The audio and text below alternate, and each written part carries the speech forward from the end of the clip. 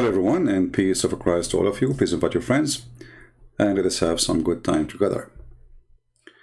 In this session here, we are going to answer some Muslim questions. At the same time, actually, I'm not doing it for the Muslims because the Muslims, they knew the answers and they keep repeating the same thing. Not because they are asking, but because they don't have anything except repeating. So I'm answering the questions for the Christians, even though supposedly the Muslim is the one saying the questions. But before we start with the question, let us review some previous comments. Loris said, the reason why the Sheikh don't call you, because you insult them before they even hear of you. And I said, good point, brother. So I should say to the stupid, you are smart, to lead him to accept to debate me and prove me wrong. And then he will prove me wrong what? He will prove me wrong when I said to him, you are smart. Yeah, okay. I mean, Islam is based on insult. All of Islam is based on insult. You call us kuffar, najis, filthy, worse than animals.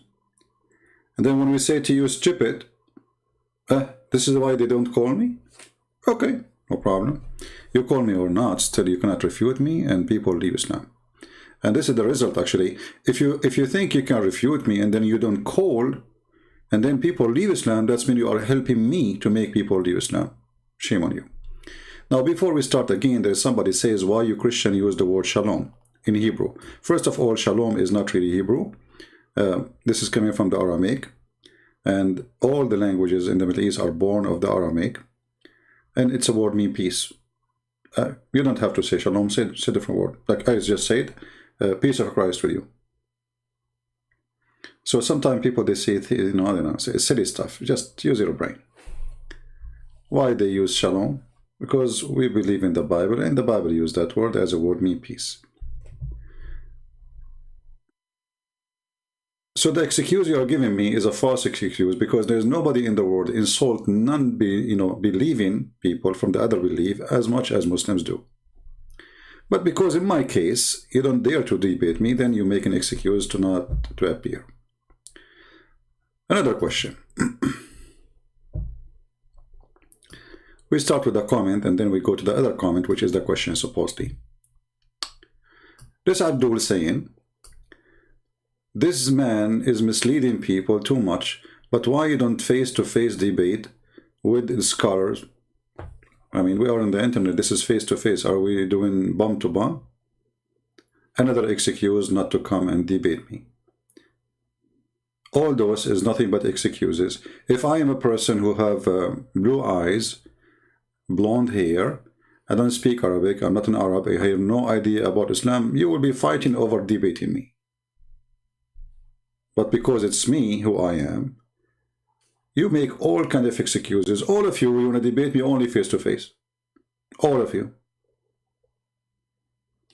But what his name, apostate prophet, you are willing to ambush him.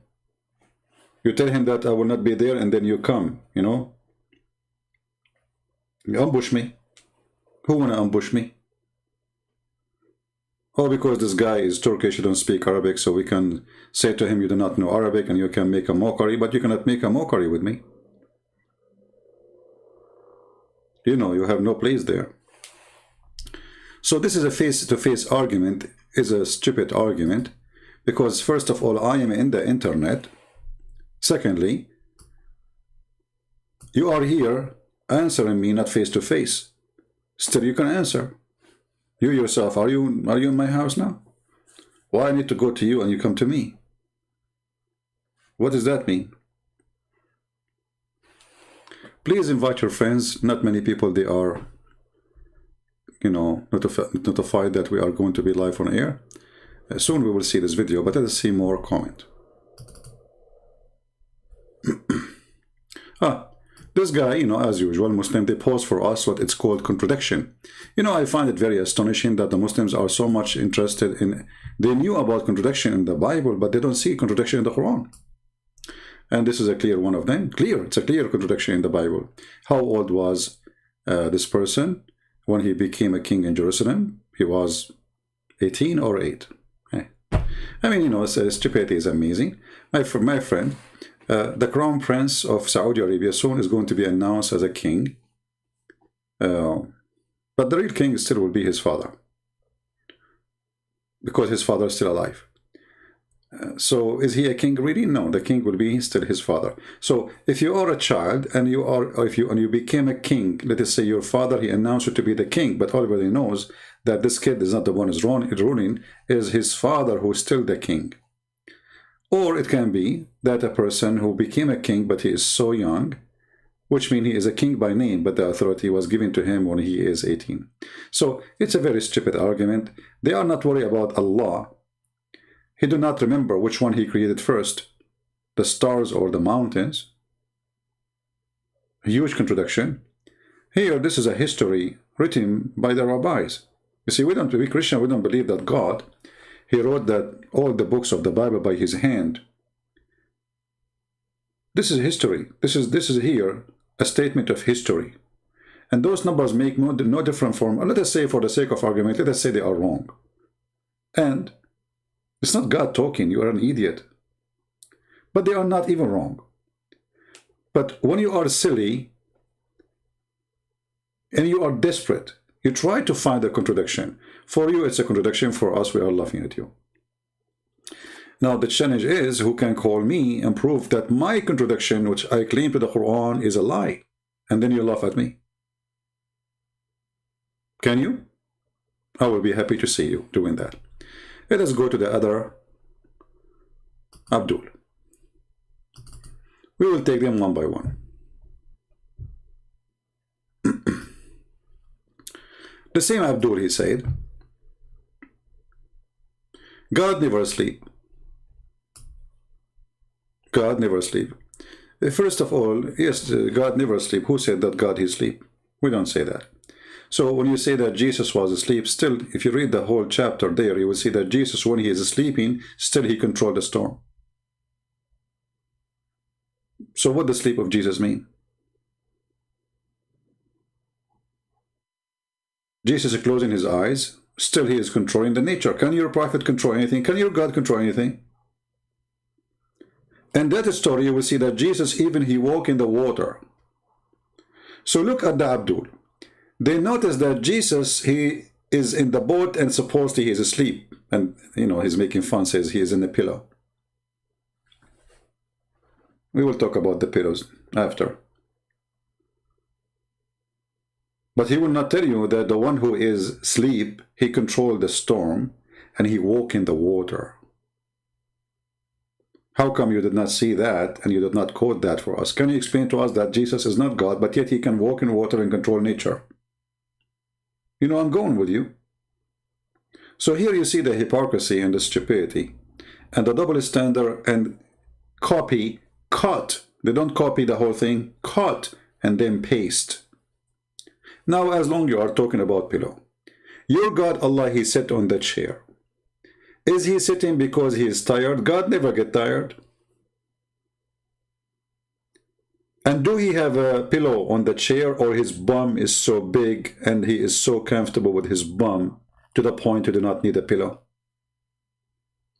Now you will tell me, oh, Allah, he sit in the chair, but we do not know how. Who care? He is in the top of the chair. Are you saying to me he is standing? Is he sitting or not? You don't even dare to discuss it. Here you see another again, how the argument go low, and all the target is to make a mockery of Jesus. You see, the Muslim, they keep saying that we Muslims, we love Jesus, we respect him, but I never saw a Muslim, he don't make a mockery of Jesus, because this is nothing but a mockery. And the mockery does not make sense, because if God don't sleep, how come your God Allah never wake up?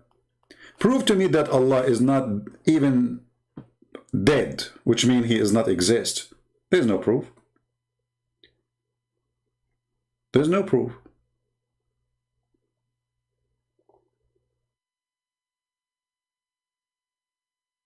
Very, very false argument. And if you are a man next time, Post to the Muslims Mark chapter 4 verse from 1 to the end.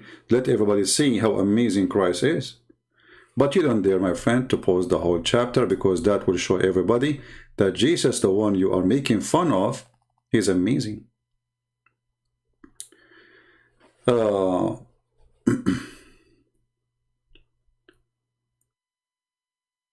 Aisha Ahmad, she is saying this question, and this is a good question. Thank you, Aisha, for saying it. Another example of the hypocrisy of Muslims.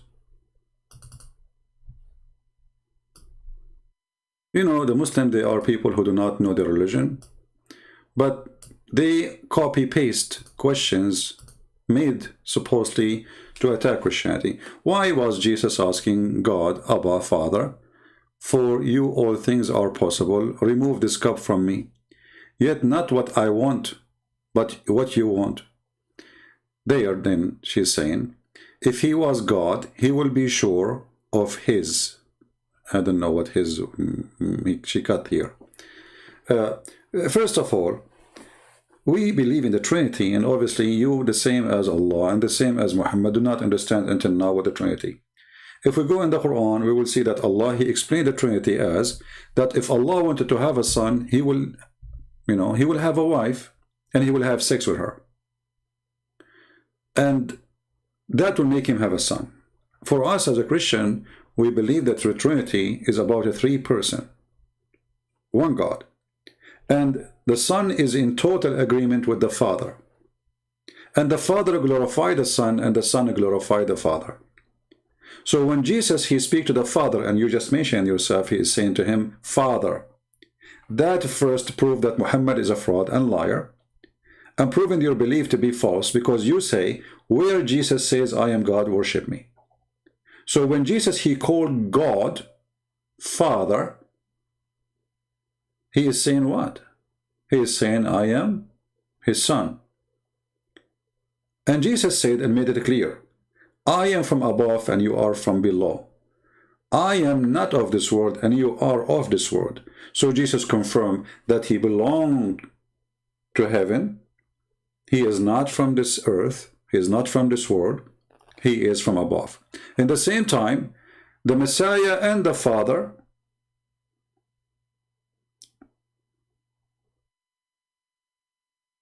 have a plan for us. Jesus says, I was sent by my Father. So all of us, we knew that Jesus, he came based in agreement with the Father to us. For God, he loved the world. He sent his only begotten Son, Jesus said.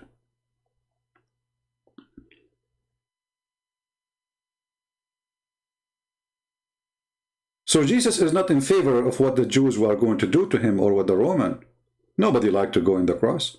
But yet, the Messiah, he is not going to oppose it, even though he knew what they would do, because he can see the future. So he said to the Father, you know, it's not really my favorite thing. And this is a proof the lie when the Muslims, they say, how come and what kind of God he sacrificed himself to himself to forgive you? Here you notice that it is not somebody sacrificing to somebody, which is God sacrificing to God. It is God, he loved the world, he sent his only begotten Son to save us. The purpose is not to be sacrificed, the purpose is to save you. And if you are going to kill his Son, still he is willing to save you. And the Messiah, he knew what they will do, and this is why Jesus, he said to them, he said even to his disciple, who is going to betray him, who is going to deliver him, who is going to deny him, and even he mentioned to them the timing. It's like he is seeing the event before it's happened word by word. Even he told Peter what he would do. He told every one of them what he would do exactly. And they did exactly as he said. So if Jesus wanted to run and save himself from this cup, he just can't run. And Jesus himself, he said, nobody can take me, but I lay down myself. Nobody can take myself from me. Here you see that the will of the Son is in total agreement with the will of the Father. Very simple. God, he know the future. Well, this is a good word. God, he knew the future, but are you saying that Jesus, he knew the future of the Father? There's no future. That is for you. This is God the Son speaking to God the Father. This is for you, not for him. He knew your future. What if future he have? There's no yesterday, there's no tomorrow. Time mean nothing. So the Son is speaking to the Father, and this is not about knowing the future. In the same time, Jesus, because he knew the future, he knew exactly what is going to happen, he can see it. He is saying, what do you think? Should we change it? I don't like the cross. I'm not in favor of the cross. But the Son is always in total agreement with the Father. Let your will be done. If this is your will, let it be. So Jesus already got the answer. So your argument is false. And I can ask you the same question. You know, when we play the game of words, when Allah he asked Adam, why you are hiding Adam? Why you are hiding Adam? Do Allah knew what Adam did? When Allah he said to Jesus, did you say to your people to worship me and my mother?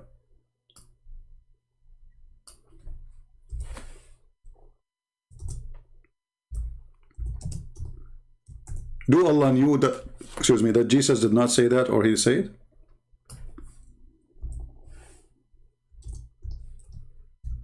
Are you there, Aisha? You know, I'm going just to use your, your logic. When Allah he says to Jesus, did you say to the people you worship me and my mother?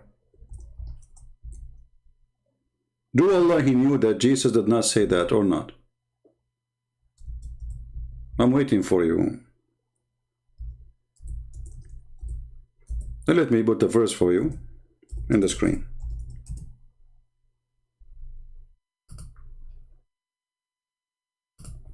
Do Allah knew the answer or he do not know the answer? So why is asking the question? If he knew the answer and he knew what Jesus will say, then the question does not make any sense.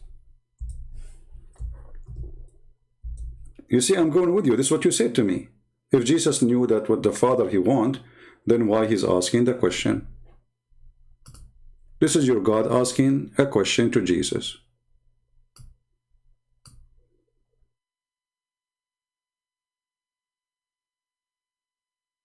Oh, hold on, this is a different verse.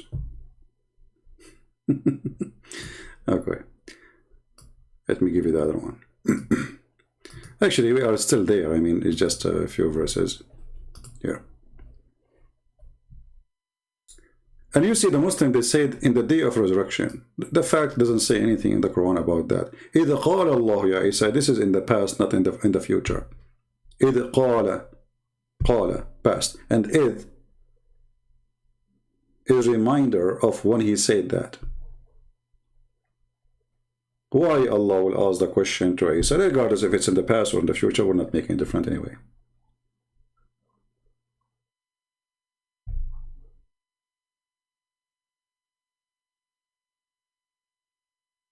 Hey Isa, remember what I did to you. Remember what I have for you. Okay, what I remember, what I remember, what is that? Hey Isa, remember. Did you say to your followers to worship me and my mother? And here you see that Allah, the God, he do not know even what the Trinity is. Because where is God the Son, God the Father, God the Holy Spirit? Nowhere can be found in the Quran. The Quran mentioned that the Christian believe that the Messiah is Allah and Mary is the wife of Allah. Which means Mary is the wife of Jesus. If you go in different verses in the Quran, just to show you the stupidity of this religion. Is the Messiah a different person according to the Quran when it's come to the Christians? Is he a different person or he is the same person? Any Muslim can answer us?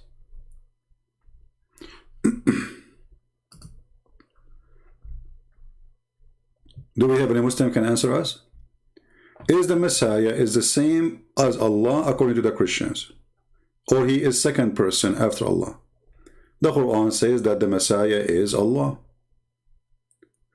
Surely this belief, those who they say that the Messiah is Allah. Okay. Well, if the Messiah is Allah, and this is what the Christian they say, well then how the Messiah is the son of his mother? And his mother is the wife of Allah.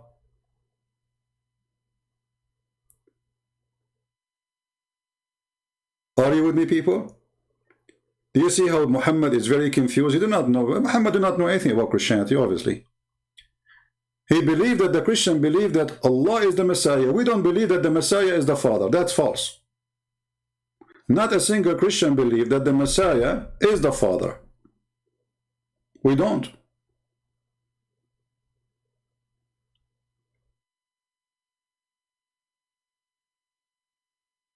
Mother Mary being treated as meditator. Were you Muslim, you consider Muhammad meditator?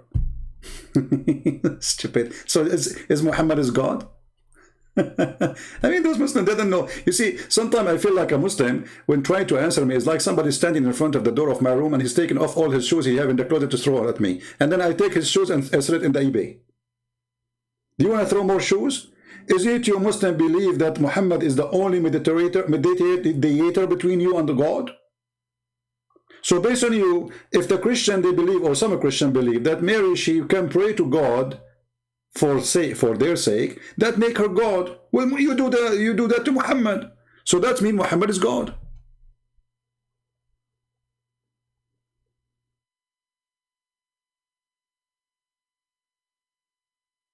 You see how silly this religion is? I mean, they have no logic and they don't, you know, I see always Muslims as somebody wearing bikini and talking about the best of the burqa. They want to teach you good manner, they want to teach you ethic, and they have zero manner, zero ethic, zero knowledge, and zero understanding of their own religion, and yet they want to teach you your belief.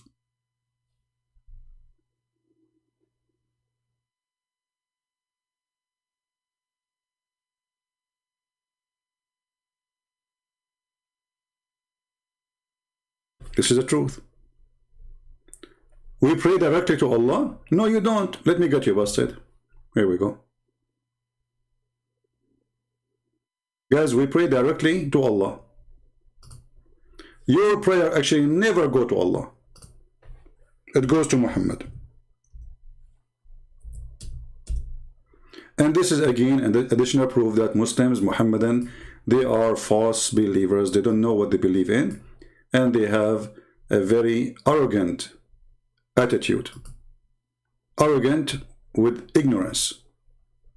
Muhammad, he says, among the excellence of most of your days is a Friday. So invoke many blessings. By the way, this is false. It doesn't say invoke many blessings. It says فَأَكْثِرُوا عَلَيَّ الصَّلَاةِ عَلَيَّ مِنَ الصَّلَاةِ. Do the most you can of a prayer on me. Actually, he didn't say even the word on me. He said أَكْثِرُوا عَلَيَّ الصَّلَاةِ, which means made your prayer on me. I don't know how to explain it to you, but it's very funny. For your prayer will be submitted to me. Every Friday you pray, your prayer go to Muhammad. But you just said, lying to us, that we Muslim, when we pray directly to Allah. Look like Muhammad, he did hijacking or hack the computer of Allah. So you pray to Allah, the prayer go to Muhammad. Do you see it? And here actually Muhammad, he claimed to be God. Why? Because, okay, now there's more than 1 billion Muslim. You know, Muslim numbers change every 2 weeks. Like it was 1.6 billion 2 weeks. In 2 weeks from now, there will be 5 billions. By the end of the year, there will be 20 billions.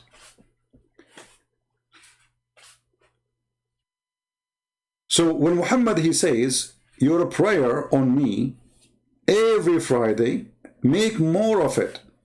And then he says, it's going to be submitted to me. And then the Muslim, they said to him, but you will be dead. He said, oh, Allah, he forbid the earth from consuming our bodies. So look at this. You Muslim pray for a dead body, mummy, the mummy Muhammad. Your prayer go to the mummy. Do you know the mummy? The mummy of the pharaohs. Your prophet body will be preserved like a mummy, yet your prayer is going to Muhammad. We pray to Allah for Muhammad. That is if we make it more horrible. Hold on, guys. Look at this. Just to show you again that Muhammad, he cannot be a prophet. Why Muhammad need your prayer to Allah? Is Muhammad safe or not? Guys, we pray for Muhammad. You need who to pray to you? If Muhammad, he need you to pray for him, who is going to pray for you? If Muhammad himself is in trouble, hey people, pray for me. Okay, pray for me. Pray for me. Obviously, Muhammad is terrified. Otherwise, why he need you to pray for him? Why Jesus did not say, hey Christians, pray for me?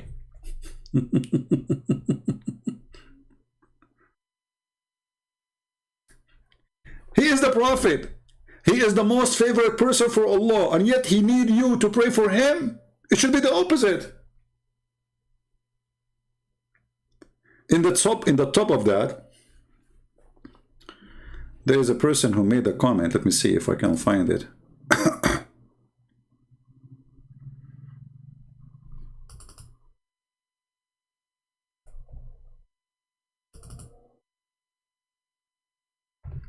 When somebody, he posts a comment about the tit boy. You know the tit boy? I don't know if you know who is the tit boy. The titty boys. The titty boy, sorry. The titty boy is Muhammad hijab.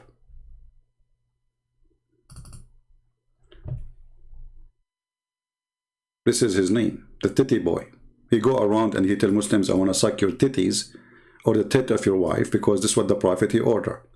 So when somebody says the prophet, Allah pray for the prophet, not to the prophet. And this person saying, don't you know the difference?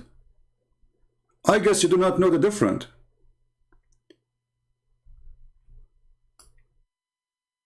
Omar Khan, he said, I guess you do not know the difference between praying for and praying to. But you idiot. Doesn't matter if Allah praying for or praying to. Allah pray for who? See, the Christians, if Jesus says, I pray to the Father, well, this is the Son praying to the Father. You as a Muslim who don't believe in the Trinity, Allah, he pray for who? So when the titty boy, the tit boy, he says Allah he pray for, but he don't pray to, he expose Islam. Because it doesn't matter, Allah pray for Muhammad or to Muhammad, still Allah he pray. Allah he pray for who?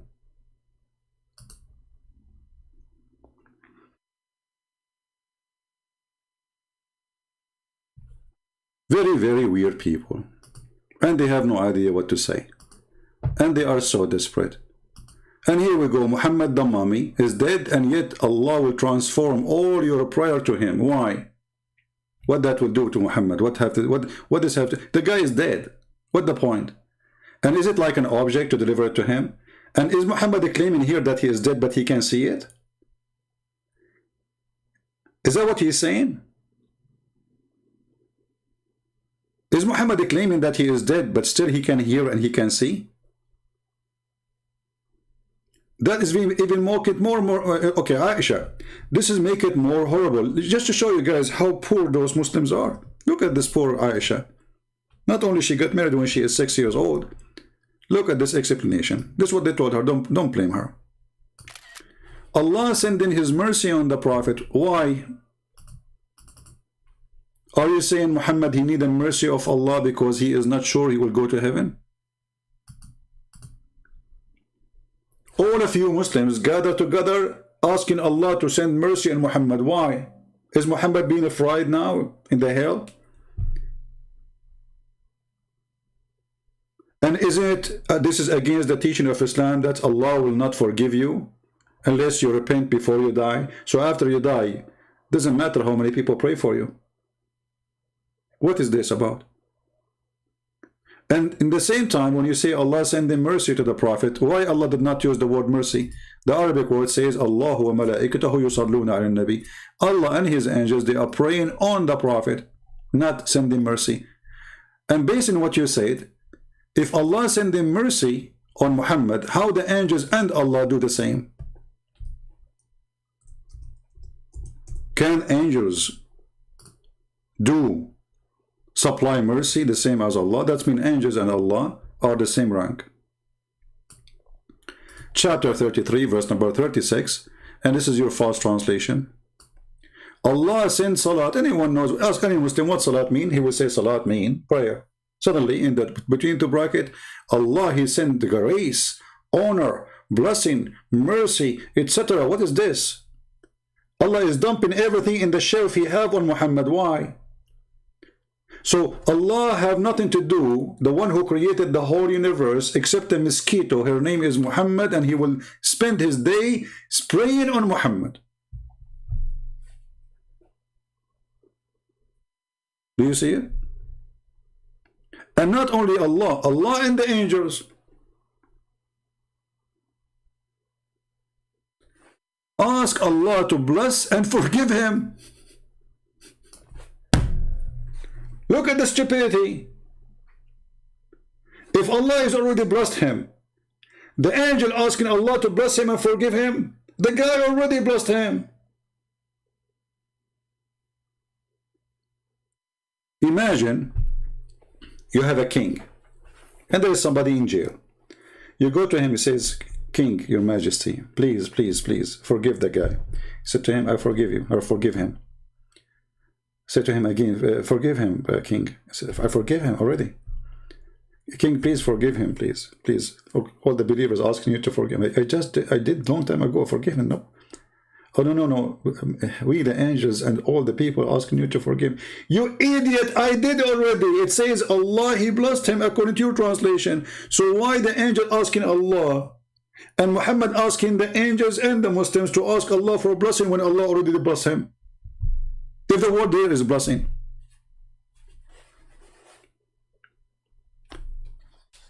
Do you understand, people? If Allah already blessed him, and the word there is not a blessing, it says yusalli. It's a continuous verb. Muhammad here, he made himself the center of the universe. He's God. Allah himself now is doing the act of worship. If you ask any Muslim what salah, he will say to you is an act of worship. This is what the word salat means. The word blessing have nothing to do with the word salat. Very basic Arabic. Yusalli mean he pray. Blessing mean you barak. There's no connection between them. Totally for both words in meaning, in pronouncing, in writing. So how the word salah suddenly became or become blessing? Same time, if Allah blessed him already, why this God saying he's asking the Muslims, ask me to bless him? People read this madness, read this stupidity. Allah sent the blessing. Okay, who is the one who's talking there? Who is the Muslim? Want to help me? Who is the one who's talking there? I challenge any Muslim to tell me who is the one says Allah send his salah.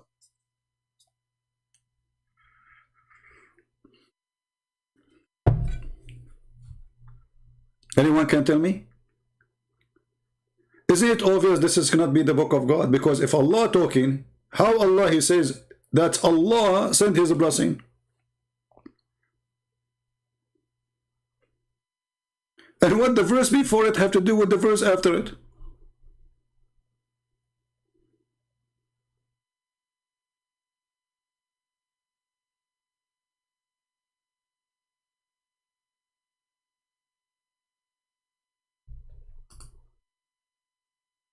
We were talking about the wives, and now he's Allah saying, and Allah Okay, who's the one who's talking? If Allah is talking, he will not say Allah send the blessing, as the translation is saying. This is somebody talking there. Somebody saying, Allah, he do this. Who's talking, Muslims?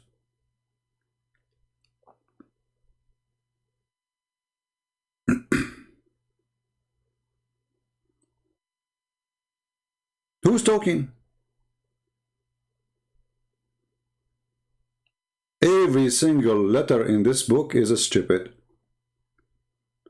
So, in order to cover the stupidity, like in the debate, he asked him, Allah, he pray on Muhammad, he says, he pray for. This is why the translator says, pray for, not to.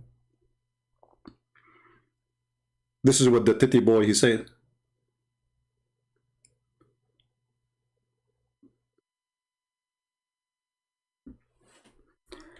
Let us go to other question.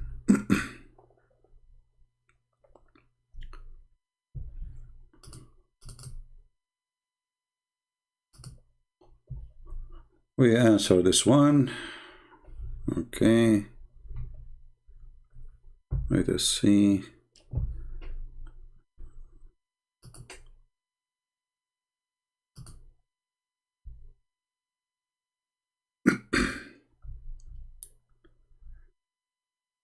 We want to go to the one where it says, he said that Jesus could not save himself.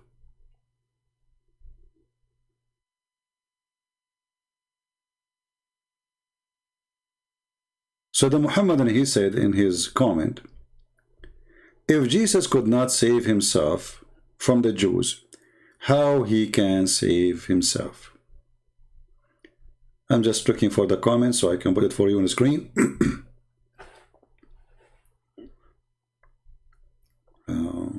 Give me a second.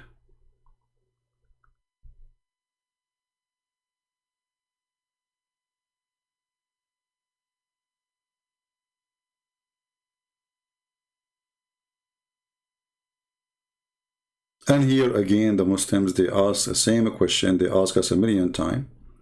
And this is a question of hypocrisy.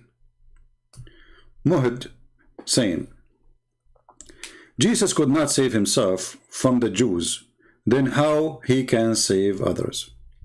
This would be a good question if Jesus was killed and Jesus did not come from death. But if you shoot me and I come back to life, you shoot me and I come back, you shoot me, that means I do not even need to save myself from you because you are doing nothing. In the same time, hypocrisy is amazing, and that is Islam and Muslims practice. I will go with you. If Jesus could not save himself from the Jews, how he can save others? But do you know that Muhammad, he was killed by the Jews?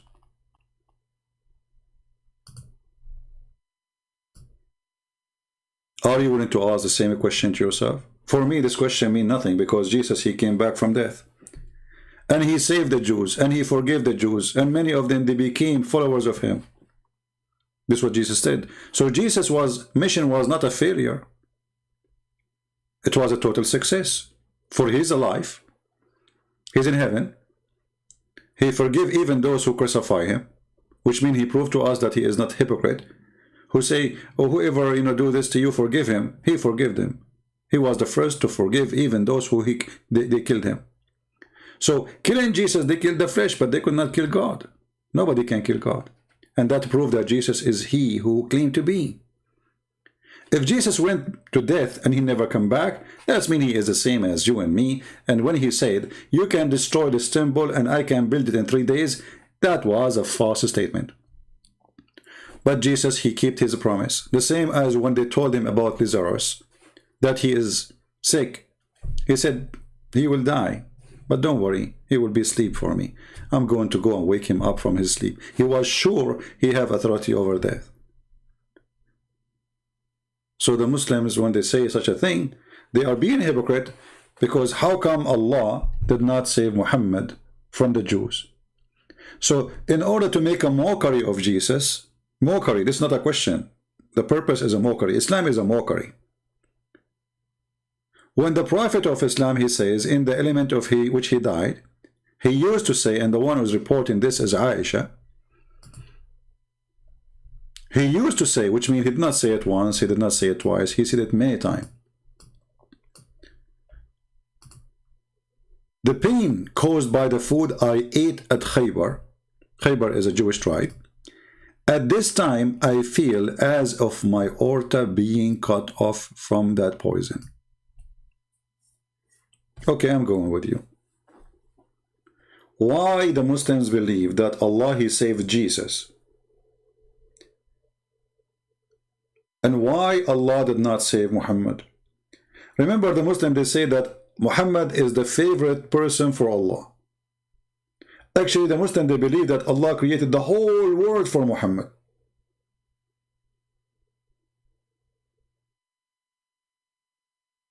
Yet the Muslims, they believe that a woman, she went to Home Depot, she bought some poison. She went the shelf in Home Depot, she looked for poison for rats, the most aggressive one. She put it for him in the food, and Muhammad, he died by poison of rats. And the funny, the Muslim, they said that this is Sahih Bukhari, authenticity. Guys, look, authenticity, it's authentic. This is another proof that Muhammad and Islam is a fraud. Because what kind of religion is based on what is authentic, what is not? And you Muslims, each one of you have different opinion. If Islam is a religion from God, and Islam is based on the Quran and on the Hadith, and actually 90% of Islam is in the Hadith, not in the Quran. And you Muslims, you have different opinion about what is authentic, what is not. So what you Muslims, you say to us when you say, is it authentic or not? You are saying to us that we are Muslims, we cannot be trusting Muslims. Because Muslims, they said many lies about the Prophet.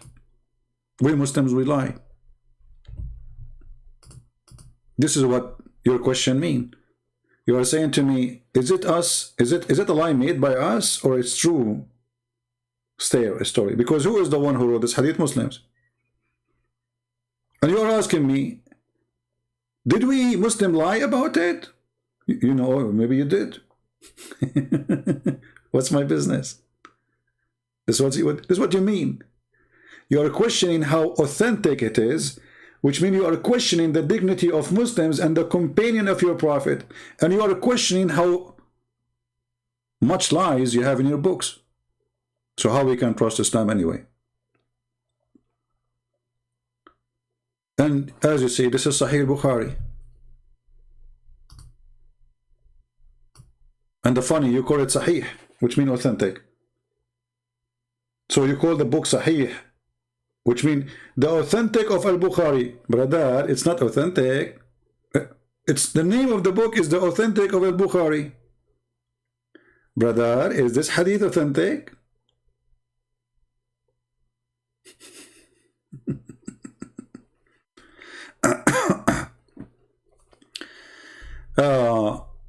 Also, you have untrustworthy source. Hold on. No, this is not source, my friend. Just to show you another stupidity here. You see, I don't know. Sometimes I find the Muslims are like, I don't know how old are you, but I don't find mature people around me asking me serious questions. The book of Barnabas is not something we wrote. We did not. We have 4 Gospels, and this book saying that Muhammad is Jesus. Why you don't accept it yourself then? It's obvious this book is a fraud. It's a book written long after Jesus, saying that Muhammad is Jesus.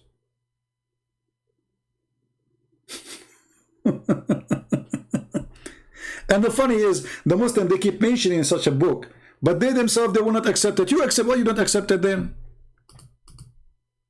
This is not a source for us. You see, if we accept it and then we deny accepting it, then you can say, oh, you have the same problem. But this is Sahih Bukhari and you accept it. You are the one who wrote the book as a source for Islam. It's not us. We don't have Barnabas in my shelf as a Bible. We don't. So you collect al-Bukhari, you praise al-Bukhari, you approve al-Bukhari, you worship al-Bukhari, and then when al-Bukhari say poo-poo, you say we don't accept al-Bukhari. This book is not approved by us, and we don't accept it, and we never accept it. It's accepted by nobody. Even historians, they say this is a stupid book. Cannot be anything trustworthy. The guy, he makes event upside down.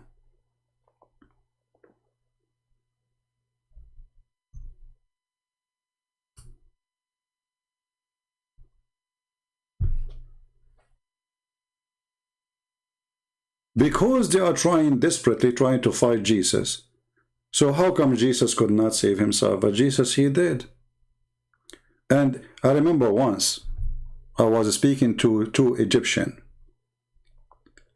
One is older, the other one is younger, and we were eating together. And you know, those Egyptian Muslims, they could not take it to see somebody is a Christian, an Arab Christian. So the younger one, he said, you know, I want to ask you a question about Jesus. The other guy, he said to him, don't go there. The older guy, he told him, don't go there. And there is a reason he said that to him. The guy, he insists. He said, no, this is just a question, friendly question, you know. So I said, okay, it's okay. Go ahead. So he said to me, well, if Jesus is the Son of God, how come his father did not save him? And he sounds so happy to ask me the question. It looked like he made a victory.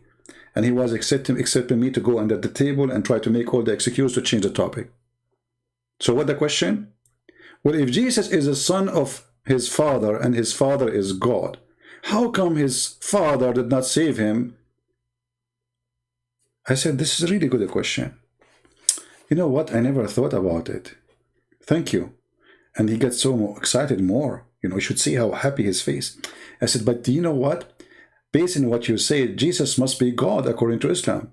Because his father in Islam, he saved him. The older guy, he knocked him in the foot again, and he said to him, see, answer him. The other Muslim, he said to the other Muslim, I told you don't go there. Go ahead, answer him. And then the Abdul, he starts saying, yeah, but you know, in Islam, we don't believe he's... I said, no, this is not about in Islam or not. This is about your logic. You just said, if Jesus is the son of his father and his father is God, then his father should save him. So if in Christianity, the father did not save him, so obviously he cannot be a father for him in Christianity, but he is father for him in Islam. In the speed of light, he said, this food tastes so good. And yeah. Right. Some Christians accepted. That's a lie. None of the Christians accept that. You are a liar like your prophet. You are a fraud like your prophet. Even your stupid Quran say to the Christians, I believe in what is between your hands. Even your stupid Muhammad, he said that. So stop lying.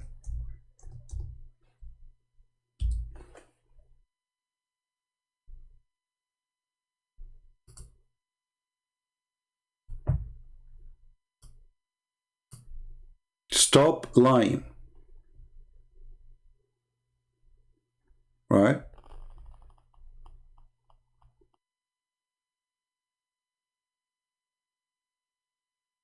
Jesus was quoting a prophecy about him that they will cut his, they will divide his clothes. So when Jesus, he said, Ili, Ili, lima shabaktani, this is a quotation from the Old Testament, and you are again ignorant. They repeat the same questions. They are boring people. And I assure you that this person, he heard the answer 1,000 times before, and they will say the same questions.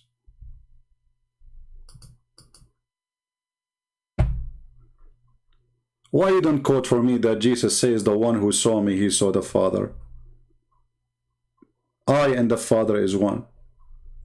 Oh, that will not help my agenda. Again, copy, cut, paste, cut. You cannot copy the whole chapter because that will expose you. We copy we cut, and then we paste. Hypocrites, like your father the devil. Hypocrite, like your father the devil. And we can prove from the Quran that your father is the devil. Who is willing to give me a call and I will open my pal talk just for you and prove me wrong?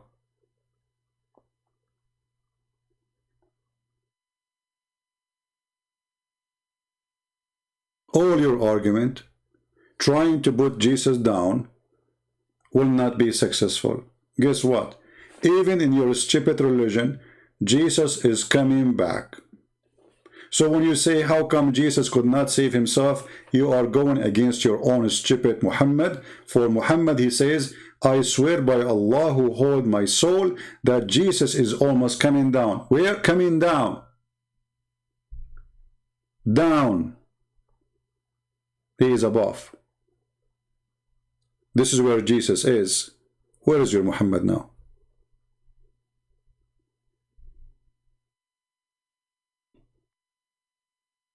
Where is your Muhammad now? We knew the verse. I just quote the verse for you. And Jesus was quoting exactly, word by word, from the book of Psalm. And this is additional prophecy. This is why Jesus, he says, it complete. The prophecy about me, that I will come, I will be crucified, it complete. My mission to the cross, it complete. He was quoting a prophecy, reminding them, do you remember I told you what they will do to me? Do you remember what it says in the book of Psalm about me? That is me.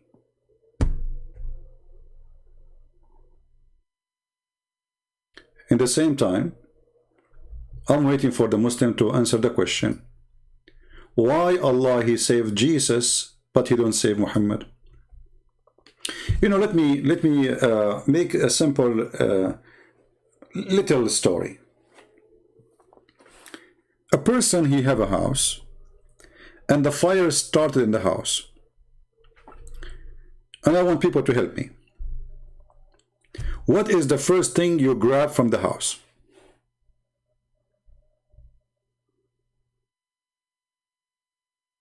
What do you think, people? If somebody, a fire started in his house, what is the first thing he will grab from the house? He will grab the most priceless things. And he will not think about things which is not important, correct? So you Muslims are saying to us that Allah, he saved Jesus because he is the priceless thing, and he did not care for Muhammad, he let him die like a rat.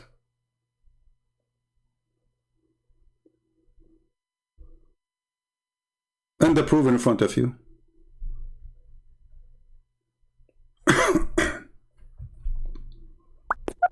Correct? And the Abdul who want to talk to me in Pal Talk, my friend, I just log in Pal Talk. What's your name in Pal Talk, my friend? The one is so excited.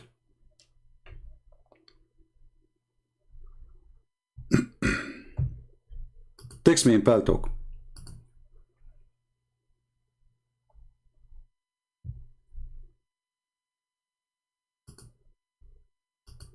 Somebody says to me, it's written in the Bible, no idol worshippers will go to heaven. Yes, this is true. And if somebody pray in front of an statues, he is doing wrong. But as long as he is not worshipping the statues, he is not worshipping the statues. He's doing wrong. So don't be stupid. So where is the guy who said,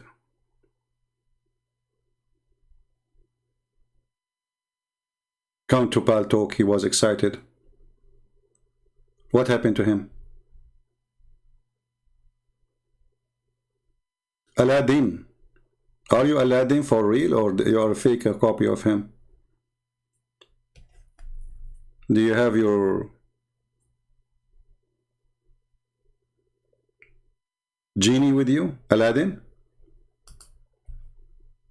I'm waiting for you. Here we go. I log in Palto. Where is you? Where are you, Aladdin?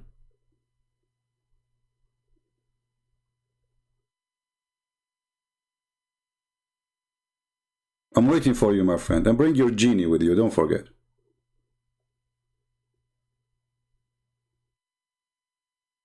Macho Man 21.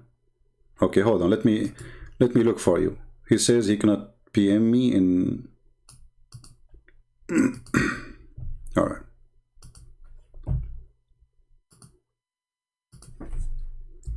You must be a macho man then. Okay, I see your name now. Here we go.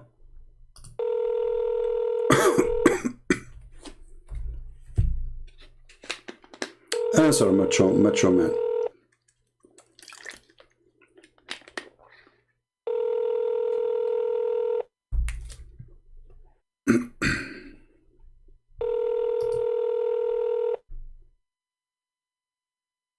Hello?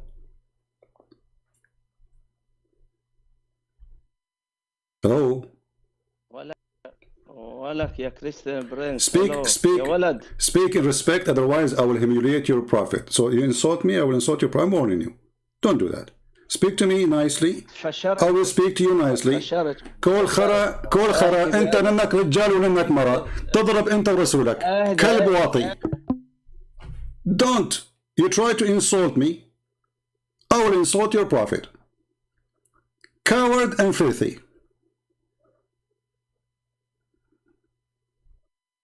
You don't understand. فشرت. You say that to me, you potato. So I'm going to call you again. If you insult me, I will insult your prophet. Don't insult, don't make it personal.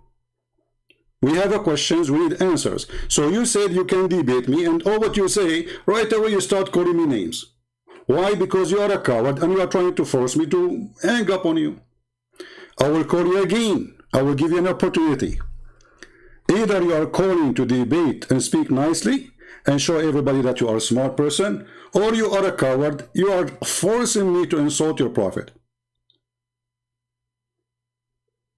If you respect your prophet, you will not start in such a way. Let me call you again. Don't disturb mood. He is in don't disturb mode. Coward.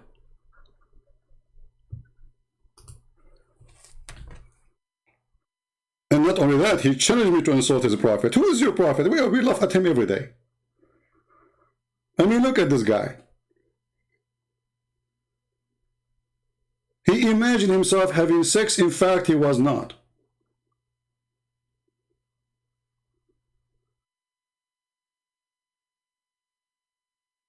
Even his sex was a fiction. And look, they speak to you as they are superior. فشرت. Potato. You just brought an insult to your God, Muhammad, for no reason. Let us debate. Let me call him again. Actually, you know what? Honestly, we like to have a Muslim who can defend Islam. But as you see, they are a bunch of kids. They are just upset. But they do not know how to say it. He put himself, look at the coward. He put himself in don't disturb mood, so I cannot call him.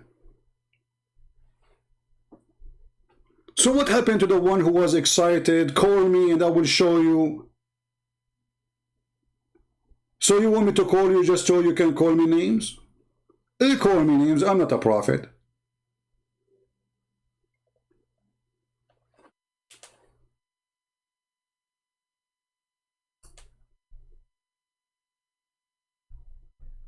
You are the same as the tit boys. You know the tit boy? Don't, you know, if you want to insult people, go and say to people, can I suck your tit as your boy? Mimi hijab. Don't come here and do that to me. I don't have tit.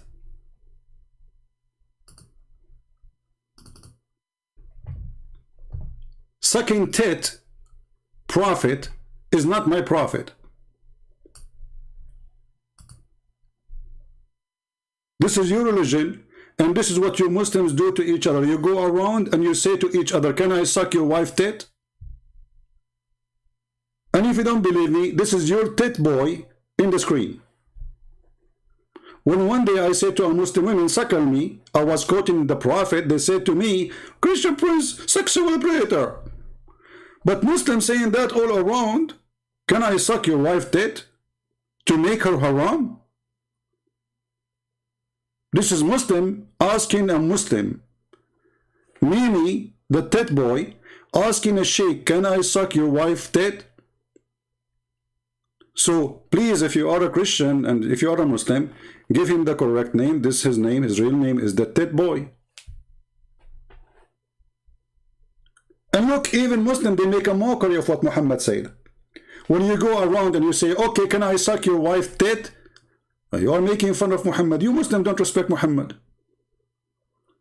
Because it's Muhammad who said to a woman, give your tit. The first tit boy is Muhammad. The second tit boy is hijab. And now we have religion of tit. And when we quote Muhammad saying suckle the tit, they say he is a sexual predator. But they themselves practice in it. And saying it is not sexuality.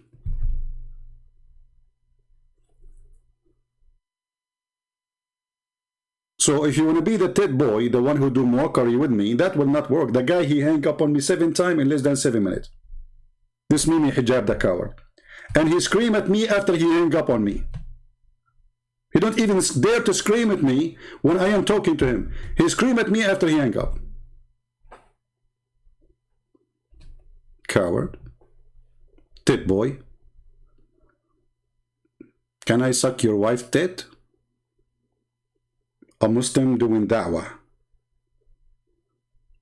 Why you don't make a t-shirt says, can I suck your wife tit?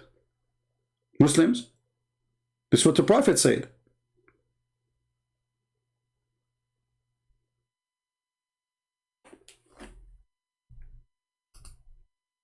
No, don't worry, I'm not going to do that to your wife.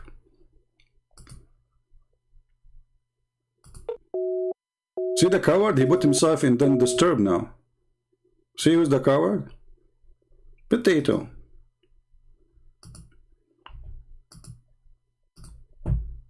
Unbelievable. They think if they scream at you, you see, I'm a Middle Eastern. Those things can work with somebody from different place. I know you. I know how you talk.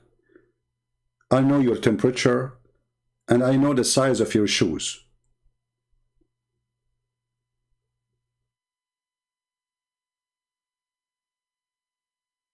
Too small. You are like a drum. You have too much noise, but inside is empty. And this is what they think they can debate you and prove you wrong by making mockery, making too much loud noise. But that will not work with me, my friend. This is a Christian Prince. And you know that you are no match.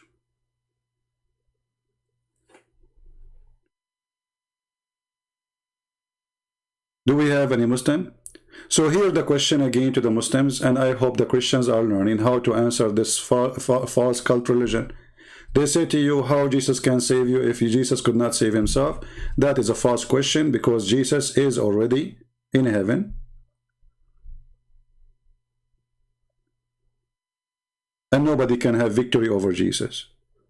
Jesus is the only one who is victorious over death. While Muhammad is dead and he died by poison, cheap poison bought from Home Depot. And what makes it more horrible that the one who killed him by poison is a Jewish woman. And what makes it more horrible, Muhammad, he said to her, why you did that after he got the poison? She said, well, I wanted to do this to see if you are a prophet, Allah will save you, because Allah is supposed to your God. And if you are not a prophet, you will die. So Muhammad, he failed the test. Actually, there's a Shia scholar, Sheikh. You know, all of them, they are scholars anyway. That's why they are in YouTube.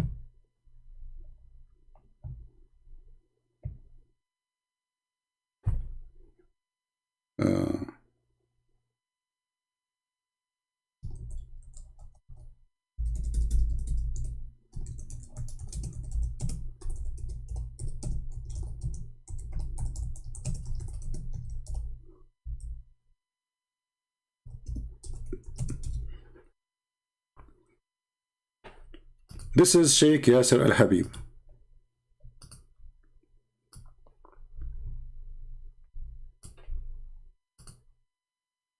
And he is going to explain to us what happened to Muhammad.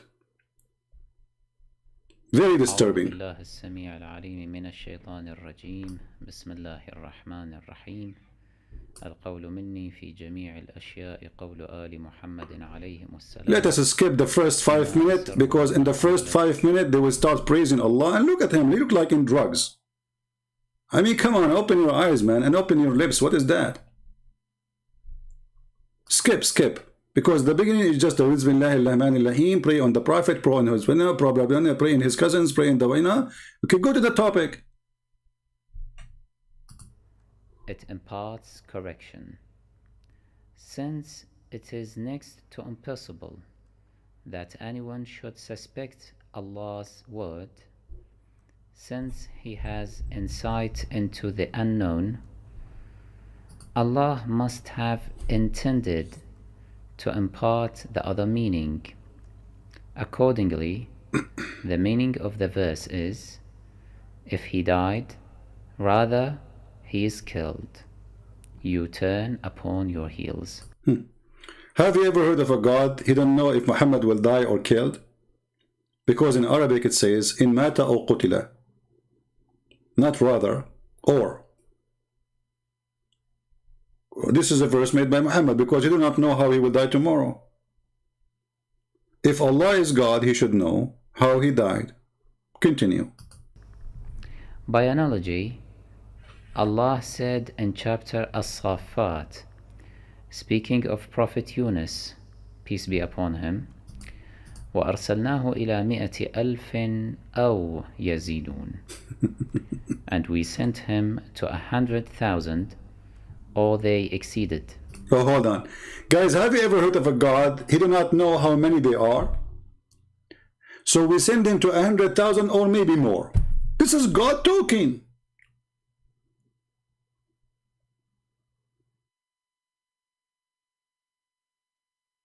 Do you understand what I'm saying?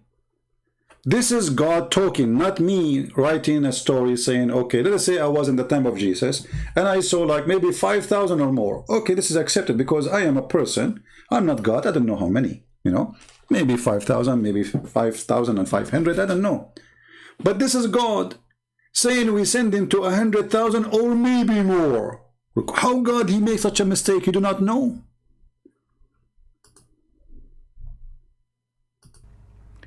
And we sent him to 100,000, or they exceeded. That is, and we sent him to 100,000, rather they exceeded. Rather. Mm-hmm. In hadiths, even those reported by the Bakri sect, it is confirmed. This is Shia. They call the Muslims Sunni. They call them Bakri, which means follower of Abu Bakr. They don't follow Muhammad. The Shia, they believe the Sunni are kuffar, and the Sunni, they believe the Shia are kuffar. Good for them. But yet when you ask them how many Muslims there is, they will say 1.5 billion. How many Shia? There is 600 million. Do you accept the Shia to be Muslim? No, brother, they are not Muslims. When you talk about numbers, they count everybody as a Muslim. Even the Christian Indonesian, the Christian Egyptian, the Christian Lebanese, the Christian Syrian, the Christian Sudani, everybody is a Muslim. The total population of the country is 30 million, all of them are Muslims. But is the Shia Muslims, brother? No, brother, they are not Muslims. Is the Ahmadiyya Muslim, brother? No, brother, they are not. Is the Duruz, brother? No. Is the Sufi? No. So who's left? That the Prophet, peace be upon him, and his pure family was martyred. For example, Ahmad ibn Hanbal, At-Tabarani, and As-San'ani, among other famous scholars of the Bakri sect, reported Abdullah ibn Mas'ud, a companion to Allah's Prophet, saying, لأن أحلف تسعا أن رسول الله صلى الله عليه وآله وسلم قتل قتلا أحب إلي من أن أحلف واحدة أنه لم يقتل وذلك بأن الله جعله نبيا واتخذه شهيدا. I am willing to take an oath 9 times that the Prophet was murdered, but I am not willing to take an oath even once that he was not.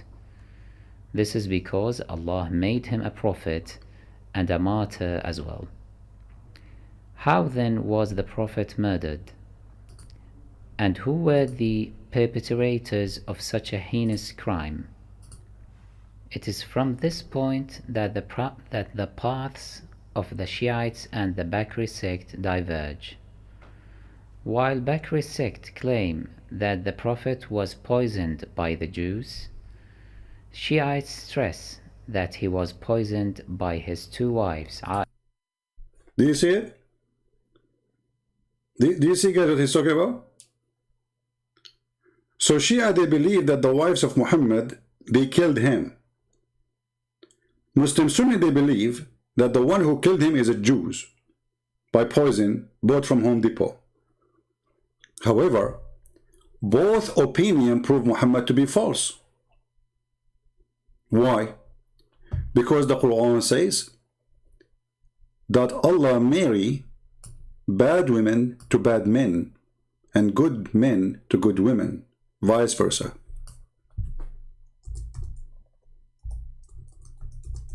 You see those people, they are ignorant in their religion. They are sheikhs, yes, but they are stupid. They are willing to lie just to support their propaganda. So this guy, he hates the Sunni. So now, okay, the Sunni, they are, you know, etc. So the wife of the Prophet, we hate Aisha, we hate her family. So we are going to say Aisha is the one who killed them. Maybe, I don't know. I mean, I wasn't there. But this will prove Muhammad to be false again. Because the Quran says, look at the stupid translation. Bad statement. What statement, you stupid donkey? Bad statement. I mean, what? Who is the translator of this guy? Let me change the translator. I mean, this guy he did use, I don't know, this is not, even Google translation would do better. Let us see other idiot. Shakir. All of them are copy-paste from each other, you know. Unclean things, look. Unclean things, this is about people. This is about wife and husband. Suddenly became unclean things. Unclean things are for unclean ones. Unclean ones for unclean things. Like what the heck? What? Like what? Unclean things for unclean ones and unclean ones for unclean things. Let me open the window. I have to jump. I cannot take it no more. This is God saying that? Unclean things for unclean ones?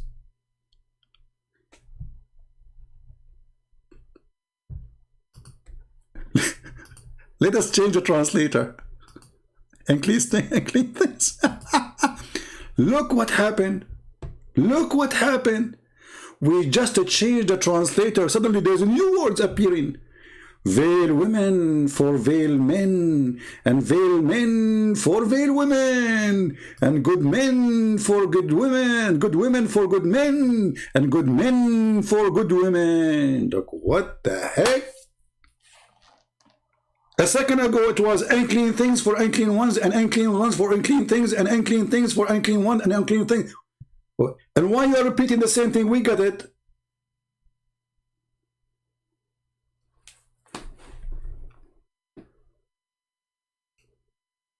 Aisha, she killed Aisha and Hafsa, the daughters of the companion of Muhammad, the friend, the gang of Muhammad.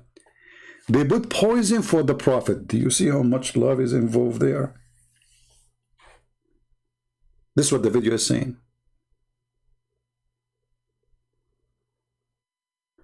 There is someone who will debate me formally. What formally mean? Here we go. He can call me. What email address? And let us say, you know, I don't have time for this joke. Those are kids. Anyone want to debate me? Here we go. I have my Pal Talk open. Call me and I will call you. Text me and I will call you right now. There's no need for formally and formally. I don't do this formally business. Crossfire debate. Real talk. Don't give me this garbage. Formally. No formally. No rules. Both for me and you. Say whatever you want. attack as you much, speak as much you want. Formally.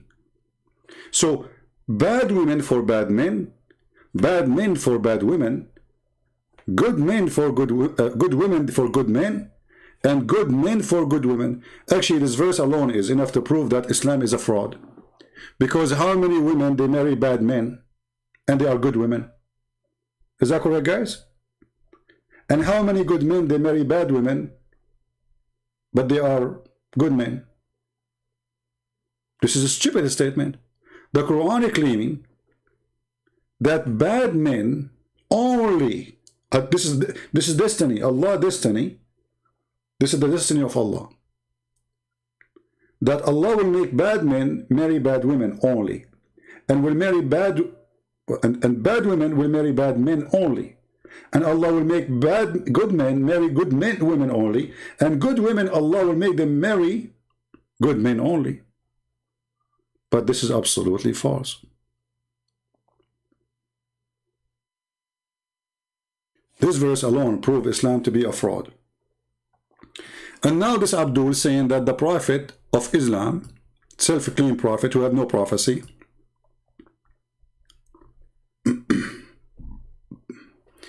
my friend, there's nothing called big Muslim YouTuber, Slim Muslim YouTuber. He's a YouTuber, he's a kid. Let him call me and that's it.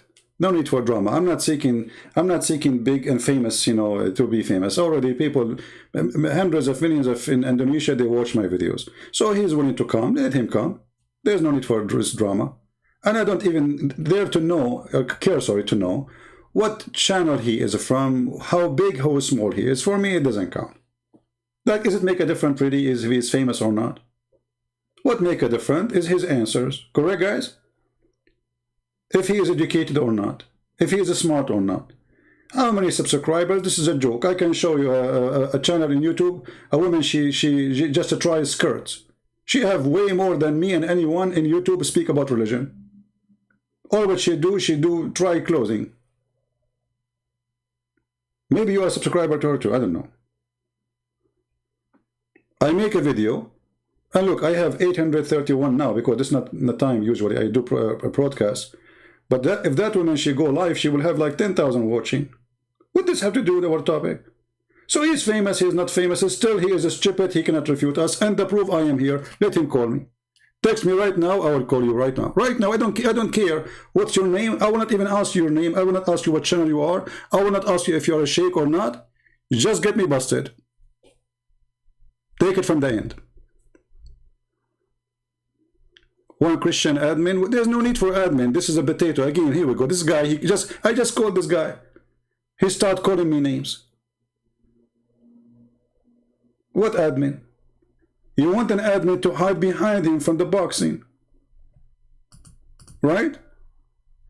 This is what you want. You want an admin. You know, I need somebody between me and you. Why you want that?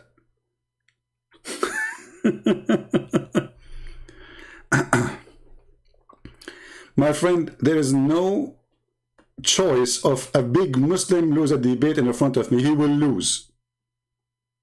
Just let him call me. And I'm not seeking a big Muslim, I don't care. So stop this comedy. If you have somebody to debate me, he's willing to debate me, I will call him. All what you need to do, text me, I will call you. If you are high, big, no problem. I will be humble and I will be the one to call you first. Is that fair, guys? Coward Aladdin, macho man, I just called you, you coward. Get out of here. Do you want me to call you one more time? Macho man, and everybody will see that you are a coward. How many times, guys, I called this guy, he rejected my call? How many times I called this guy? And look how nice he is in the text. He says to me, God bless. After that, suddenly he became, I want to make a screenshot of the copy. That's why he's trying to make, God bless. Suddenly he's a big bless. When he speaks to me in the microphone, he starts calling me names using filthy language. Shall I give you a chance to call you again, macho man? Huh? Shall I? Let us give it a try. Let us see if you are the man. Maybe you are. But I warn you, don't insult. You want to debate me, you are welcome. He is in don't disturb mood now. See, to stop me from calling him, he put himself on don't disturb mood. They are heroes in the chat, but they will not dare to speak to me.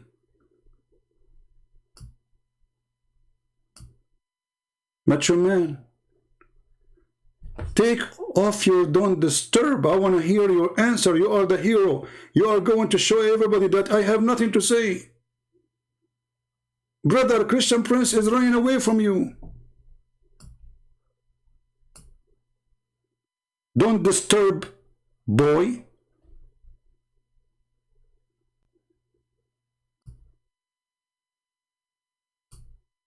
Kids, they know they are no match, and they know they cannot do it, and they start putting conditions. So now we are going to debate about the conditions. We don't debate, we debate about the conditions. Let us debate about the debate.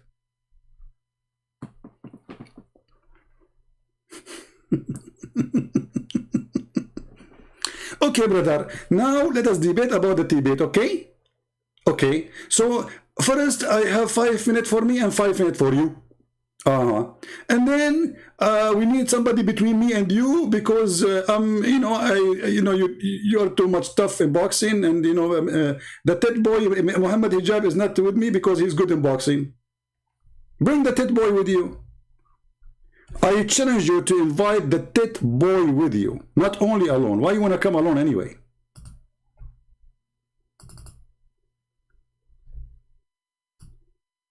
Do you remember the tit boy? The titty boy who said to the Muslim, he'll debate me, and then the coward start calling me names and he hang up on me. Titty boy. And instead of going around to say to Muslims, I want to suck your tit, why your wife tit, what about you call me and get busy with something better?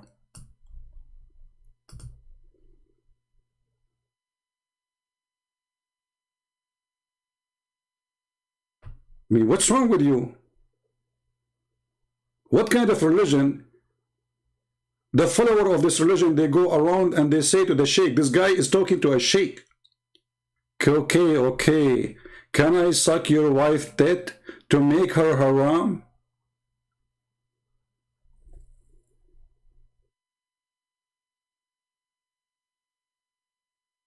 So if ever you speak about Mimi, from now on, please call him the tit boy. The tit boy. This is not me. This is his choice. And the funny, when I say to a Muslim woman who speak filthy about Jesus, she is the one who said, she said that Jesus did that to his mother. So I said to her, in fact, it's your prophet who said to a woman to give her breast to a strange man and said to her, suckle me. So I said to her, suckle me. And Titi, the tit boy, he says, Christian sex celebrator. Christian prince sex celebrator. See the coward, see the hypocrisy? Now, let us not to waste our time. Do we have any Muslim want to say something good for us? If you are a Muslim, you want to speak nicely, you want to debate us, you are more than welcome. If you are rude, you want to insult, I warn you, I will insult your prophet. I'm not politically correct. In no way, in no mean. I don't care if I hurt your feeling or not, because simply, you as a Muslim, you insult people every day. Islam is an insult to all mankind. You call us pigs, you call us monkeys, you call us kuffar, you call us dirty, you call us filthy, you call us unclean, you call us the worst of worse than animals. So when you talk to us as a Christian, never spoke to us as a superior. Muslims are the KKK. They think they are the white supremacist upon the world. So they want to speak to you from above. Don't try that with me. Right?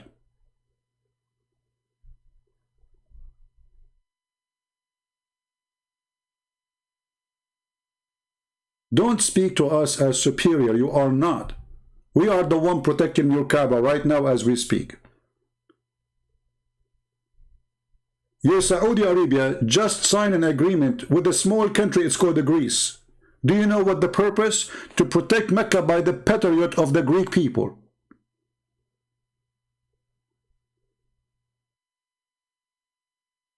You are renting the weapon of the Greek people to protect Mecca. This is just less than 10 days ago.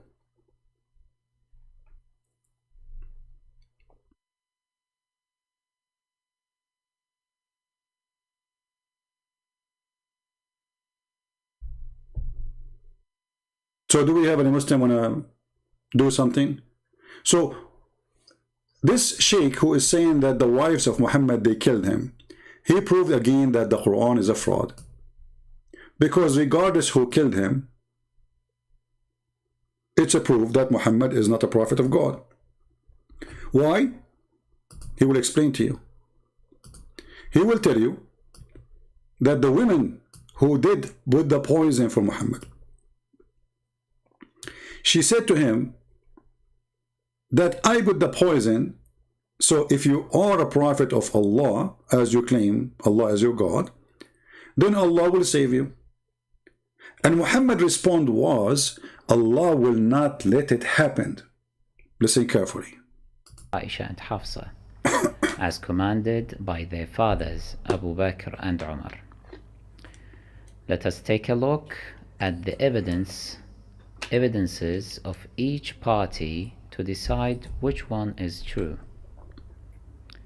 Bakri sect says that when the Prophet's army won the Khaybar battle, defeating the army of the Jews, a Jewish woman, Zainab bint al-Harith, invited him and his companions to a banquet. That woman wanted to take revenge upon the Prophet because her brother, Marhab ibn al-Harith, who was commander of the Jewish army, had been killed by Imam Ali, peace be upon him, and this had led to the victory of the Muslim army.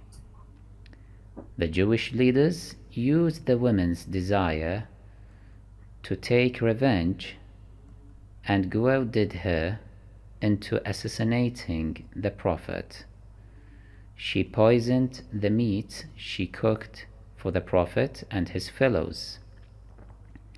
The Prophet died after having the poisoned meat. This is the belief of the Bakri sect, but it can easily be refuted. Listen carefully. By the following scientific evidence. Following scientific, I mean, look who is talking about scientific. Those are Shia who they believe that if you wear black shoes, your penis will never stand up even for the anthem.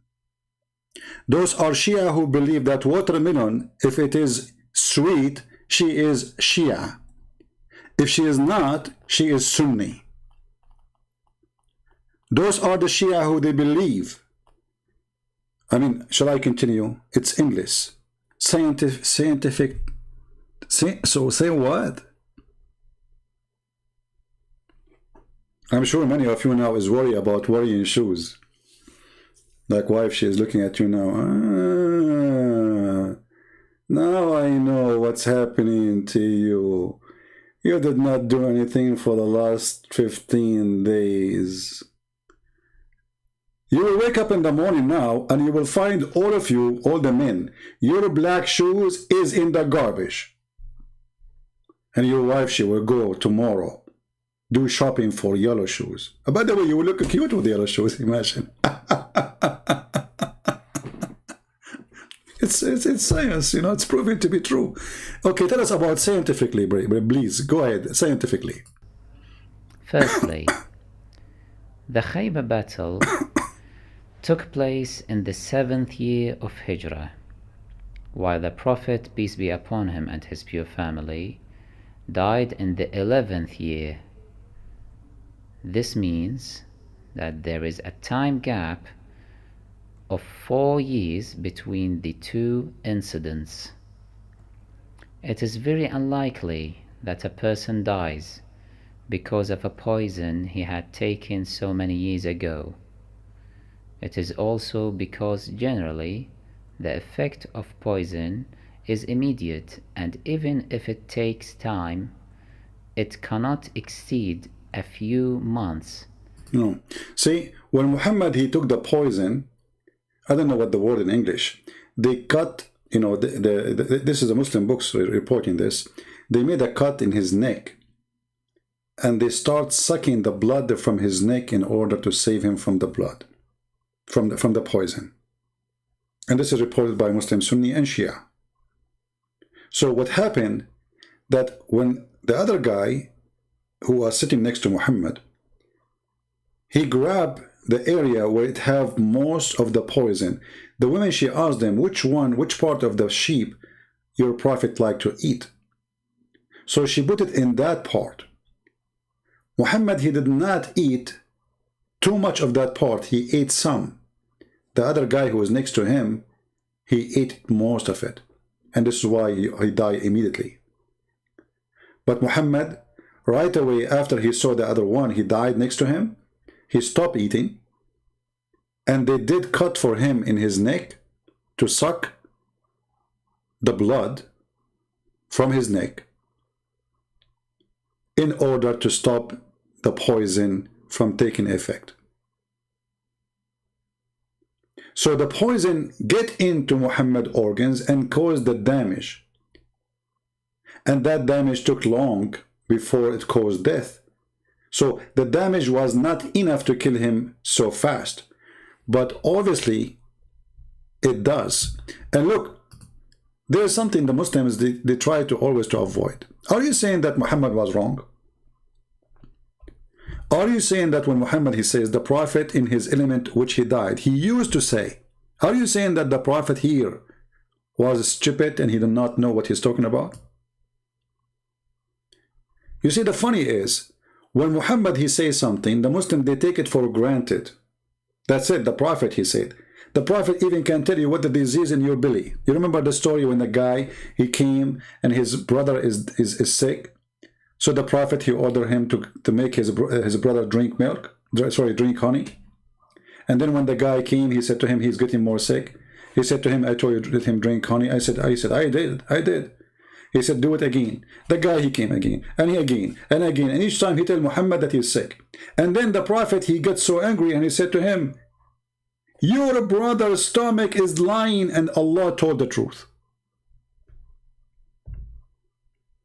Your brother's stomach is lying and Allah told the truth.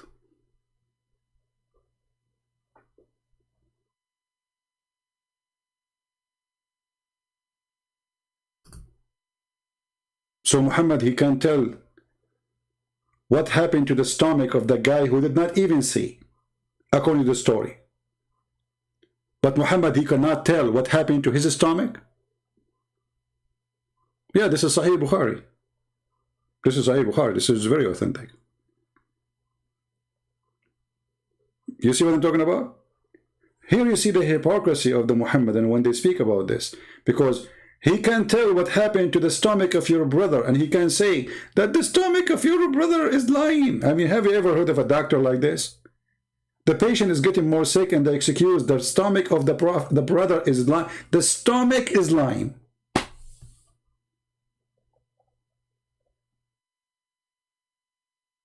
Right?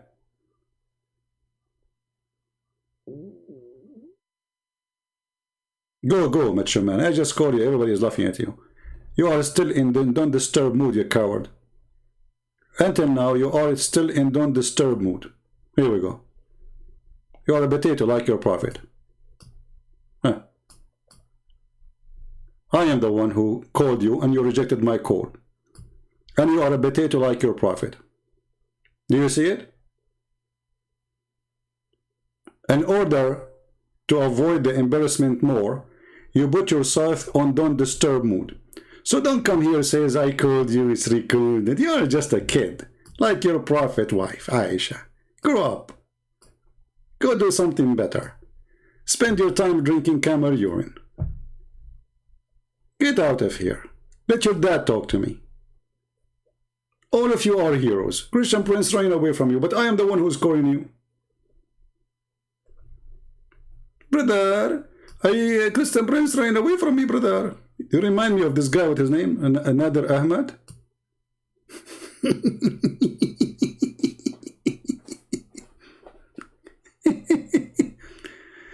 Another Ahmad. Christian Prince running away from debating me, brother. And when we called him, he said to me, I have to go. Like, where? Because another Ahmad, where are you going? I need to go. Like, what will happen? We got him busted. Go to the porn section. This is why you call yourself macho man. Porn guy. Go around to the porn section and tell them what Mimi hijab he taught you. Can I suck your wife tit?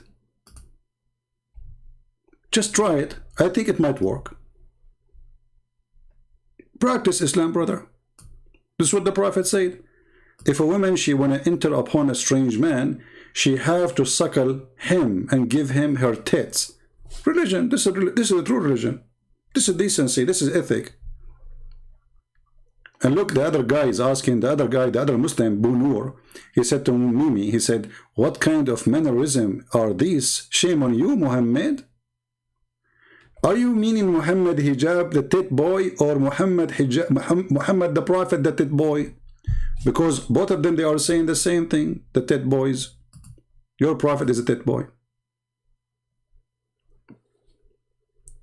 So, if Muhammad was killed by the poison or not, still that prove Muhammad to be false. Why? Let us see more. In which the health condition deteriorates gradually. In the case of the Prophet, we notice that he had been in the peak of his health, and throughout the side 4 years he had no unusual health complaints. He would participate in the battles to defend Muslims as usual. Right. Thus, Muhammad, he participated in the battle. Since when? Can you name for me when Muhammad he did that? When? Muhammad always in the last line, drinking black label, and you Muslim go die for him. defies any logic that his health deteriorated suddenly and he died of a poison he had taken more than 4 years ago, despite the fact that he enjoyed good health throughout that intervening period. Right, he enjoyed good health. Secondly, but the Prophet of Allah, he used to send him report every day. I am very good, strong, brother. If we accept that the Prophet, peace be upon him, and his pure family, and this is here what is important, listen carefully. If we accept that Muhammad was killed by a Jewish woman, what will happen? What the consequence? Listen carefully. consumed that poisoned food, it will be a proof of his not being a true prophet. See? May Allah forbid. See? This is because it was the Jews and the women who wanted to put the prophet under trial See? by means of their scheme. Is he truly a prophet who gets revelation from Allah? If he was a prophet, he would know that this food was poisoned and would not consume it. If not, he would consume it. Authentic hadiths provide that the Prophet, peace be upon him and his pure family, knew it and did not consume the food. He admonished his retinue not to consume it either. This was one of his miracles, due to which the Jewish woman was so impressed that she converted to Islam.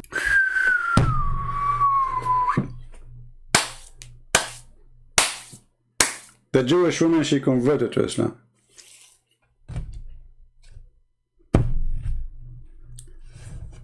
The guy, he ate it. And by the way, the hadith, some hadith, they say that the goat spoke to him. The goat, she's cooked in front of Muhammad. The goat said, "Man, don't eat me. I have poison." So Allah, he made the goat talk to him after he ate the poison. Don't you think this is too late, stupid Allah? So maybe Allah, he was holding the stick of holy butter, and he keep hitting the goat. Talk, tell him that you have poison. He was able to make her talk, but it was too late. The goat already, Muhammad, he ate the poison. Look at this madness. Muhammad himself, he said, the poison I ate. This guy, he says he did not eat it. Abdul, the Prophet said, the poison I ate. He did not eat it. The goat told him not to eat it. It was one of his miracles. Abdul, listen carefully. The Prophet said, the poison I ate. He did not eat it. The goat told him don't eat it.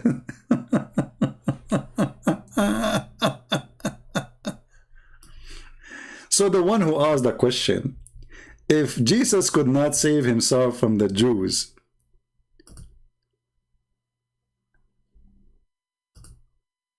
you should leave Islam right now, because that question goes for you, not for us.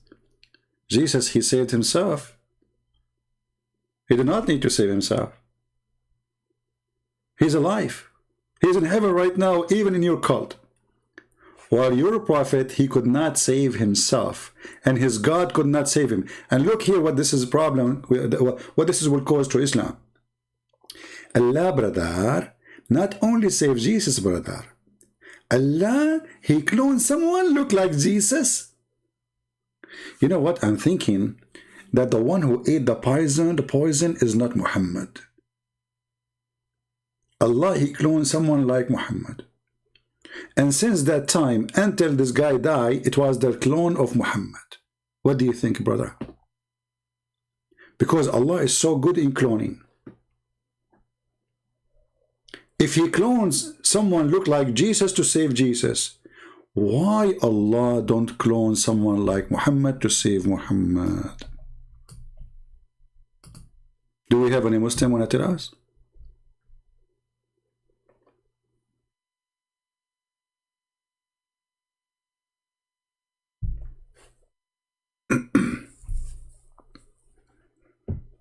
We made a video a while ago. It says Allah, he made Jesus look like Jesus.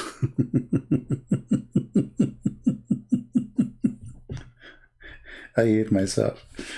Hey man, what's wrong with this God? Cloning in Islam is a big deal. Anyone remember a different story the Muslim they believe in about a cloning?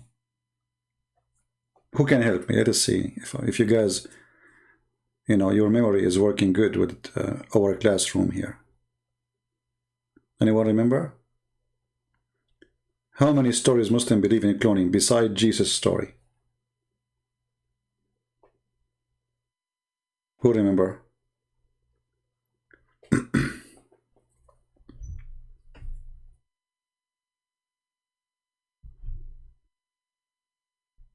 Anyone? Okay, let me open some reference for you. Do you remember the story of Solomon? Solomon, when he went to the bathroom,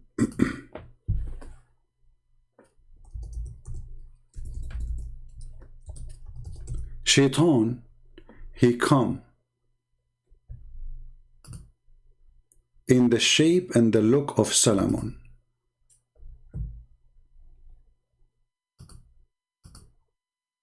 And Allah, he made Shaitan do that as a trial for Solomon.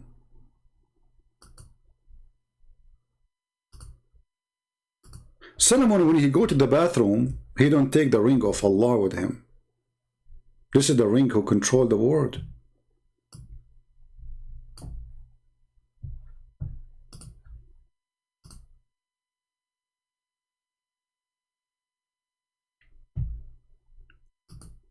So each time he go to the bathroom, he gave his ring to his wife, and her name is Loktos, Jarada. Shaitan, brother. He come to the wife of Solomon while Solomon was doing poo-poo. And look at the poor Solomon now. Think about it. Solomon now in the bathroom is squeezing it. You know? And the Shaitan, he came to his, look how cheap the Shaitan is. How filthy. I mean, he's taking advantage of the poo-poo of Solomon. In the time of poo-poo. Solomon is squeezing it. Shaitan is taking it.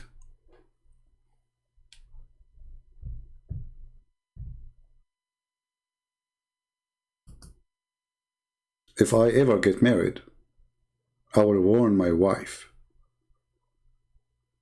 Allah is so good in cloning.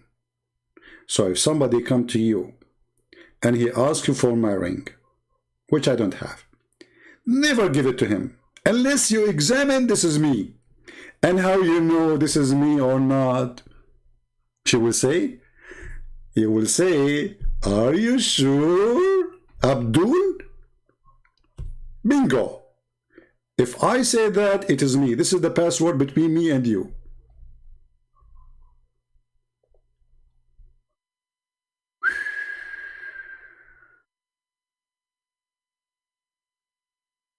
What? What? Let us see the story of the ring. Hold on.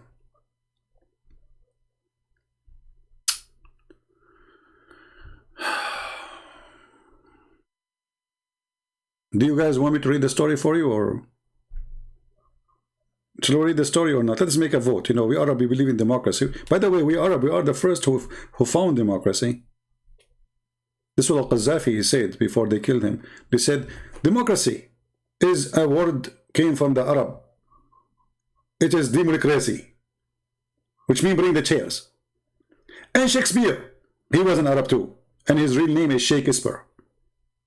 Makes sense. I mean, think about it. It's deep, right? So here, the Muslims, they have tons of stories about Solomon. All of them, they are hilarious. So when Shaitan, he come and he took the ring from the wife of Solomon when he went to the bathroom, may Allah bless his bathroom, Shaitan became the king and they kicked him out of the palace. And now, you know, Solomon is homeless. So if you go in the street, you see somebody homeless, he might be Solomon.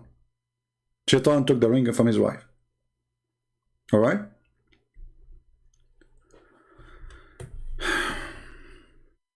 Guys, are you bored? How many of you is bored of me? Today I did live, how many hours? The Muslims, by the way, is forcing me to come back.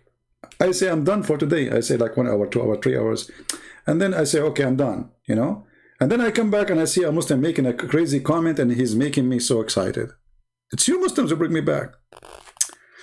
So anyway, brother, when the Shaitan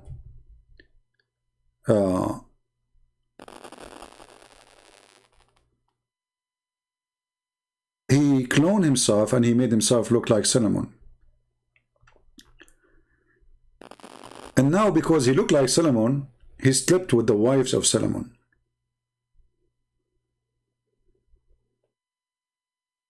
And the wives of Solomon, they noticed that Suleiman is so good in the bed.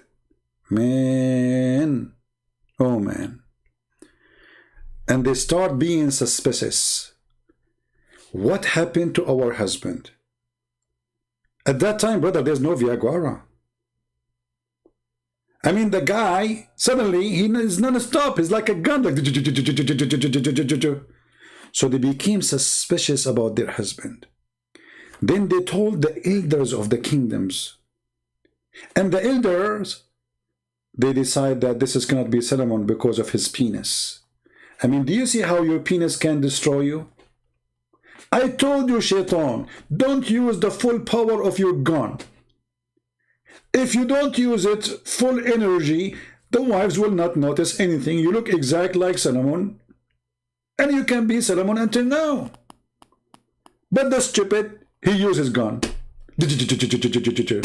He go to the bedroom, and right away, women after women, boom, boom, boom, boom, boom. He's Satan, take a break, man. You will expose yourself. They will notice that this is not the power of a human being. So the man, he used to do it like once a month, not 1,000, women in 5 minutes. Stop being a rabbit, man. But the rabbit Shaitan, he could not. I mean, he's Shaitan. What do you expect? Shaitan, brother, Shaitan. So they notice that he is so good in sex, and then they kick him out, and then Shaitan, he throw the ring in the ocean. And then when Shaitan, he throw the ring in the ocean, a fish ate it. And then when he went back home, after, like, how he get the fish, hold on, we have to make a story here. According to them,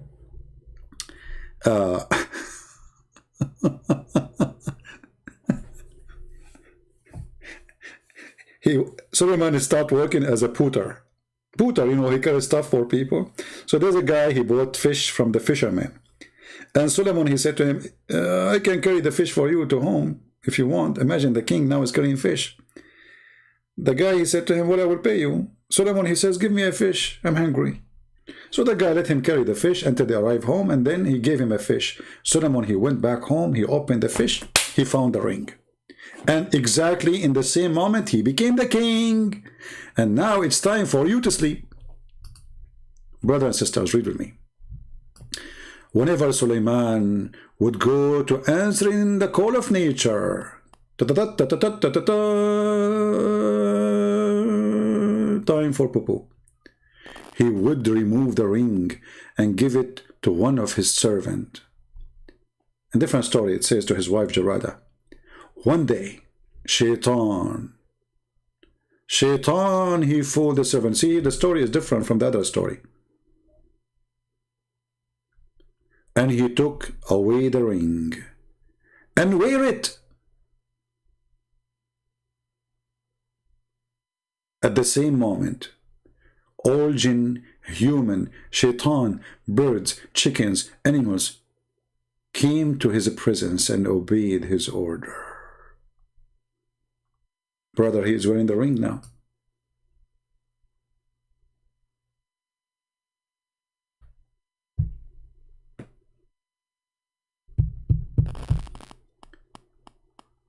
I don't know why I cannot get this ring.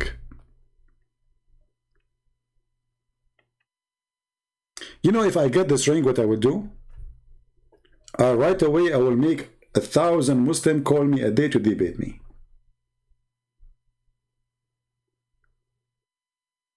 So now the guy, he wore the ring, and suddenly chickens, birds, potato, tomato, lizard, genie, human, all of them, they bow in front of him. He had the ring, brother. And brother, science, brother. He got the ring.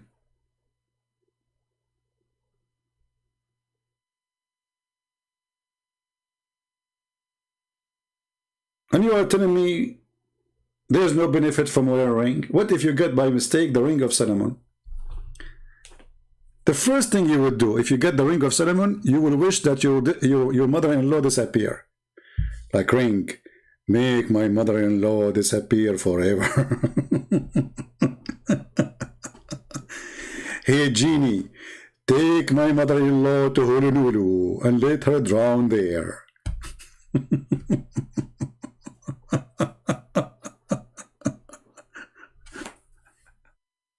This is Islam. And they say to you Quran and science, and by the way, Solomon,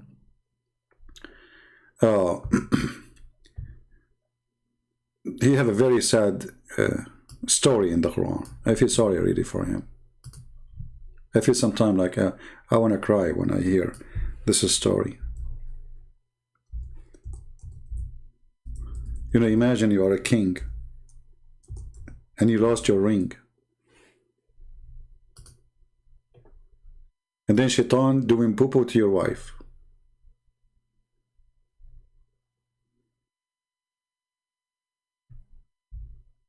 And then, brother, you die standing on your stick.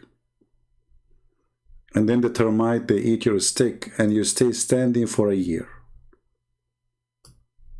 This is a true story. I will make a movie. It's called The Victim of Termite, Prophet Solomon. You are a king, yet termite, they took you down. I know many of you don't consider termite as an enemy, and you think you are safe from termite. Look what happened to Prophet Solomon. He's a king, and Allah made him die standing on a stick. And for more than a year, nobody noticed that he is dead. But then those filthy termites sent by the devil of Allah, and then they started chewing his stick. According to Ibn Kathir, Solomon, he was dead for a year, and Allah made him die for that long standing, so nobody noticed that he is dead.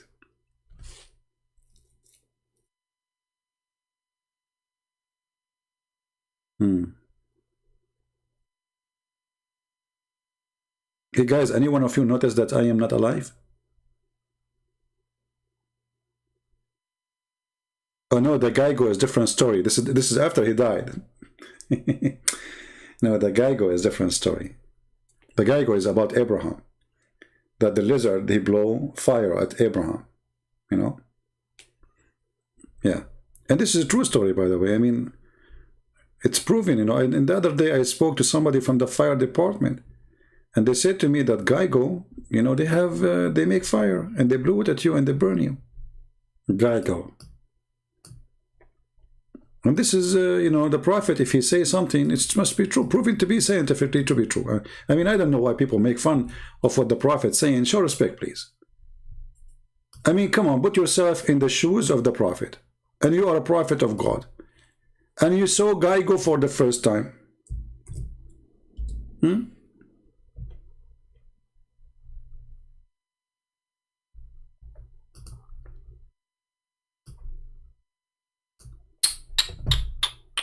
Another sad story.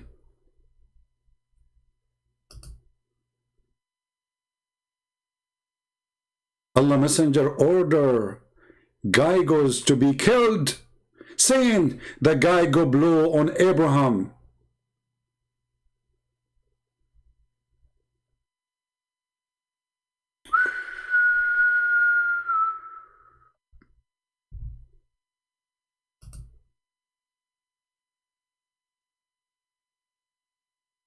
This is why the prophet, he ordered to kill them.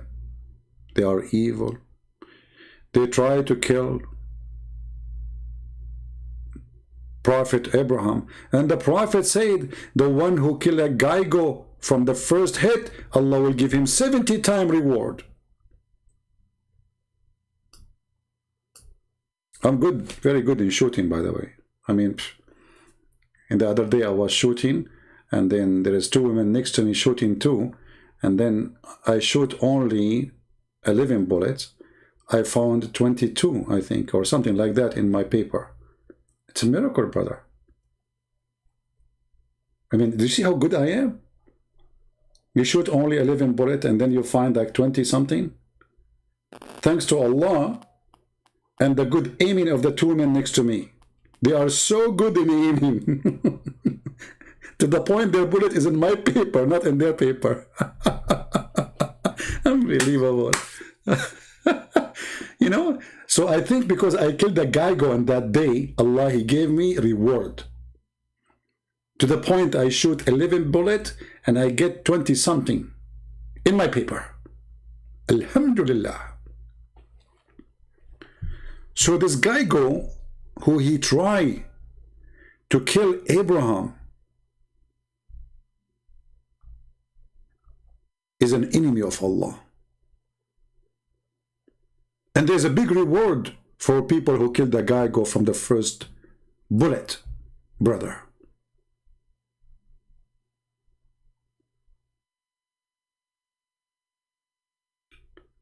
Yeah, I know, it's a good shot. I'm so happy that they did not shoot me. I mean, come on.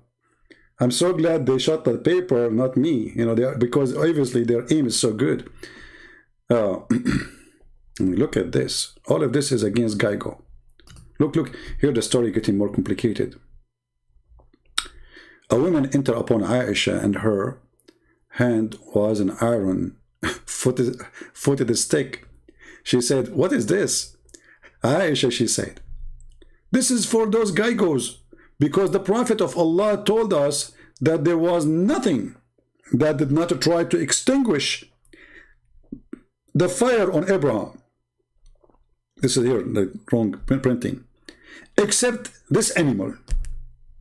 So he told us to kill it, and he forbid us to kill harmless snake, except the snake who have 2 lions in its back, for it is a genie." Look at this.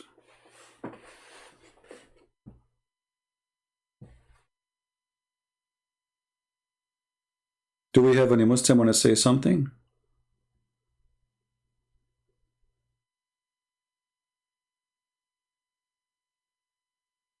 Anyone? Where Solomon, he got this story about, no, Ibn Kathir, he did not get it from anyone. Everything is coming from Muhammad, and Muhammad is taking those stories from the Jews. See, those stories the Jews, they tell to their kids.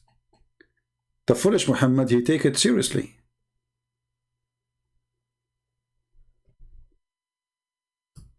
Anything the Jews, they say, Muhammad, he take it seriously. Like, the Jews, they teach their children. Let us go here, hold on.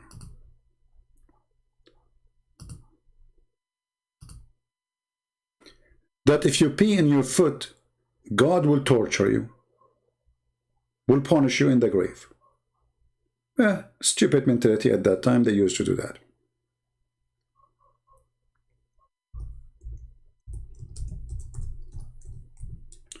So once a Jewish woman, she entered upon Aisha again, and she told her the most of the torture of the grave is because of camel urine. Muhammad, he heard the woman, she's saying that, and since then Muhammad never stopped saying, "I seek refuge from Allah from the punishment of the grave." But before that, he never mentioned this prayer until that Jewish woman, she said that story.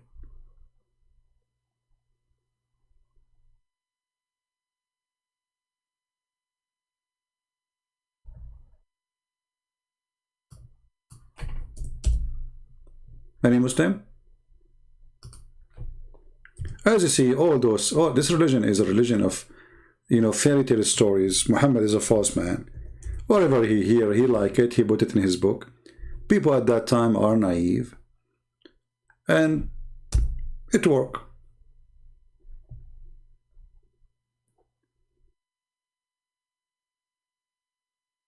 It worked.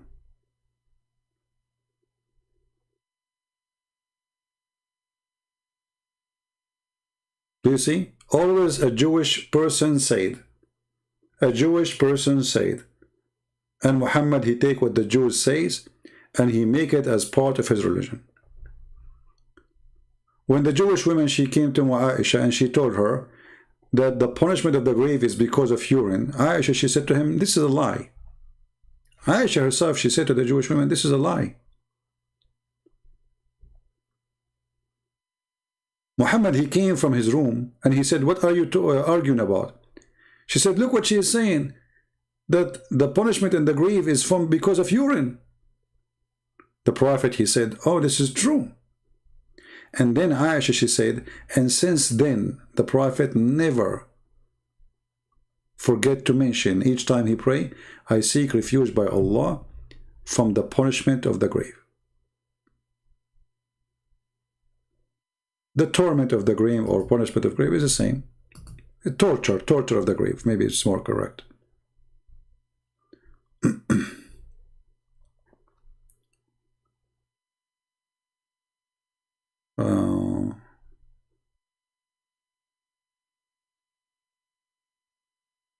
Anyway, we can find the hadith, and I'm just trying to find the story, all of it. I don't want to flip in front of your eyes and hurt your eyes. Do we have any Muslim here want to say anything? As you see, this is my friend, this is Islam. Fairy tales, Ring of Solomon. Actually, one of the funny stories I like about Solomon, the Muslim believe in it, that Solomon, he married a woman. Her father is a human. Her mother is a mermaid, or a genie mermaid. If there is any woman she's like that here.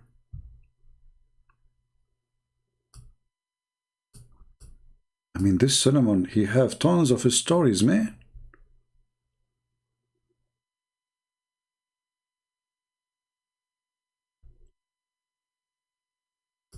What happened is that there is a guy, he is a minister of a king. So this minister to this king, he's still single. So one day he was like somewhere, and a man, I said to him, I don't know, like he's buying something. So he said to him, why you don't give this to your wife? The guy, he said, I don't have a wife. He said, why you don't marry? He said, my king is very filthy. He forced the wives of his ministers to sleep with him. And I will not accept that, so I'm not married. The guy, he said to him, why you don't marry my daughter? He said to him, but I just told you the king will do that to her. He said she cannot, because my wife, she is a genie, and my daughter is half genie. The minister said, that's it. Finally, I found my half spouse. And he married the mermaid. And then when the king, he learned about him that he married very beautiful women, the king, he took his army and he went to his house to sleep with the wife. And then the wife, who she is half genie, half a human, she told him, king, why you want to enter with your army? Come inside alone. You are welcome. The king, I mean, come on, he's a king and she's a woman. So he got alone inside the house. And the wife, the half genie woman, she took her shoes and she was wearing high heels and she chopped his head, and then she took the head and she threw it from the window.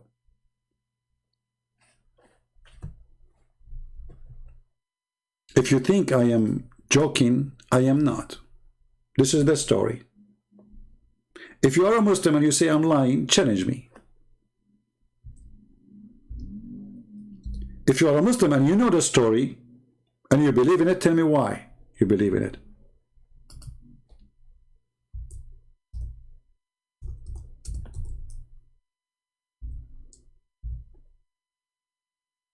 When I say to you, you have to be careful with women, I mean it. Especially if you see a woman, she is wearing high heels.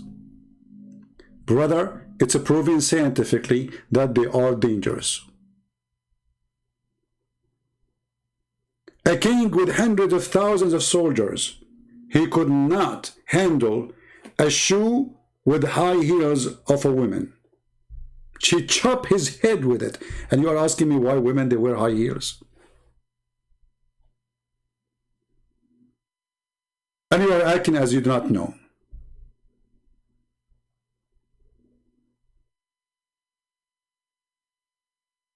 Women, they do that, wear those shoes for a weapon of mass destruction.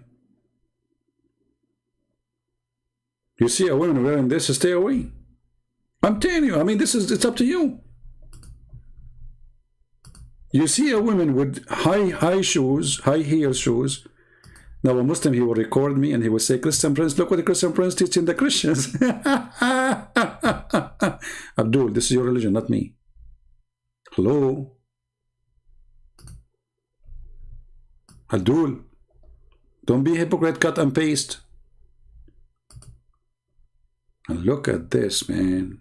I mean, this is dangerous. What she's doing there.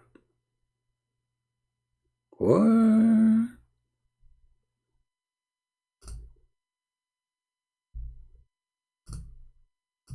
Don't even get close to those women. I mean, I think about it. If you want to marry a woman, make a condition that she will never allow high heels to be in the house. Because if she do allow it, she is preparing for something for you. Learn from history, my friend. History always repeats itself.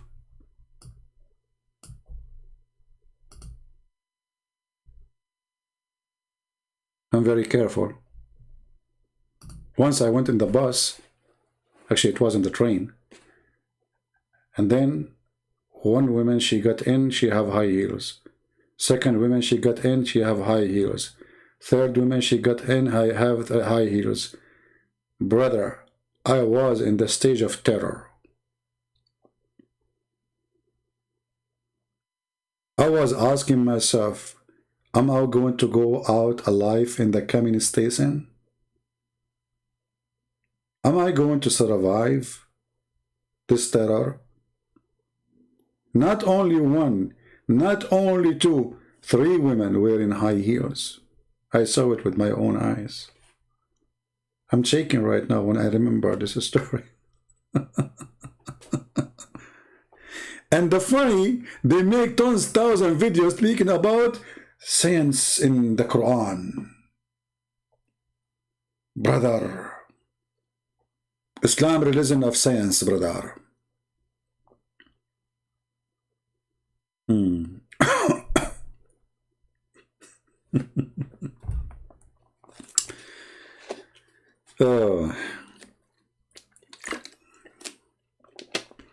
What do you mean what's wrong with high heels? We just told you the story. The wife of the king, the wife of the minister,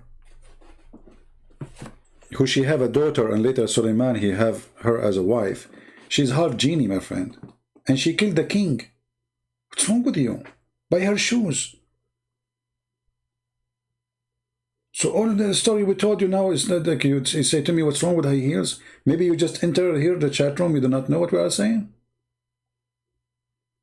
Dangerous, dangerous. She chopped the head of the king. The king, he had like 100,000 soldiers outside the door.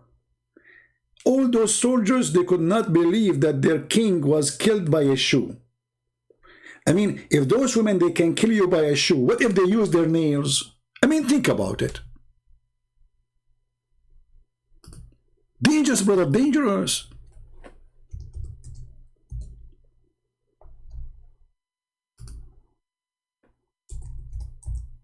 When you see a woman with high heels,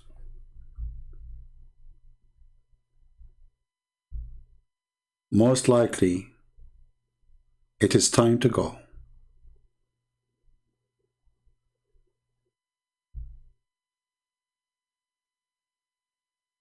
I know you are sad now. Many of you like to see women with high heels. From now on, you will reconsider. Before you were ignorant, and now you know. It's okay. Take it easy. I noticed that the number of people in the chat is decreasing. I think men, they are going to the closet and they are searching in the closet for their wives' high heels and they will throw them in the garbage. I don't blame them. They are worried for their life. You're a man who want to sleep next to this woman and she have maybe 20 high heel shoes in her closet.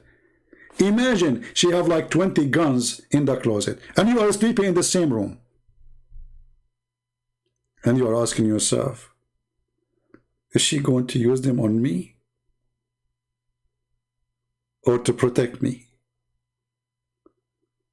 This is why Shakespeare, very famous Arab sheikh, his name is Sheikh Esper, he said, to be or not to be, that is the question. He was talking about the high heels specifically, which means to be killed by high heels or not to be killed, that is the question.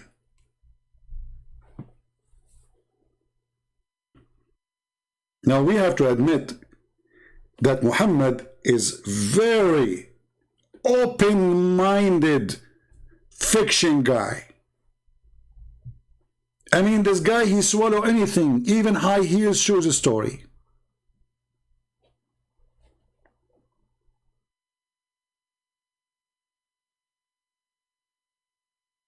Do we have any Muslim have anything to say? Okay, forget about the high heels now. Enough terror.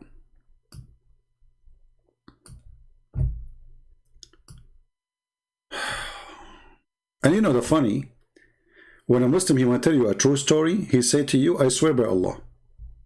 Asif replied, I swear by Allah, I know the fish which had swallowed your ring.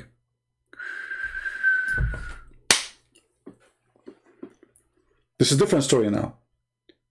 A guy, he is telling Sulaiman, I know the fish which swallowed your ring.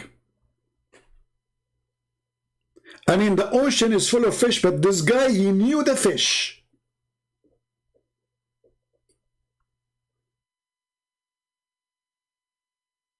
Brother, Islam have the science of recognizing fish without fingerprint or chip or code or scanning. The fish he swallowed the ring in the ocean, the guy, he knew which fish he swallowed it. How we can go far with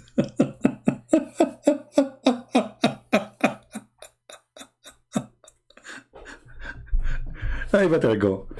Otherwise I might. How many hours today I'm here? You guys, I hate you, honestly. Why you keep bringing me here? 2 hours and 18 minutes. How many hours today I have? Like 6 hours, 8 hours? And honestly, I said to myself, I'm going to go live like 15 minutes just to answer about Jesus being, he cannot save himself. Christian Prince said to Christian Prince, I'm going to go 15 minutes. It's like Muhammad saying, I'm not going to lie.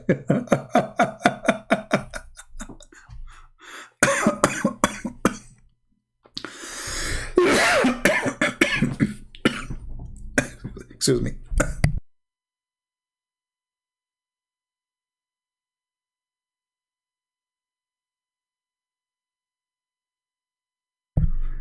Oh boy, I cannot breathe. Sometimes I have allergy, you know. Sometimes and this laughing is making me. Oh boy, it's not easy. We have a guy. His name is Rashid. When I debate, I don't know. Maybe this is the same guy. Let us see. Rashid, I just called you. It says you are busy. Let's try again.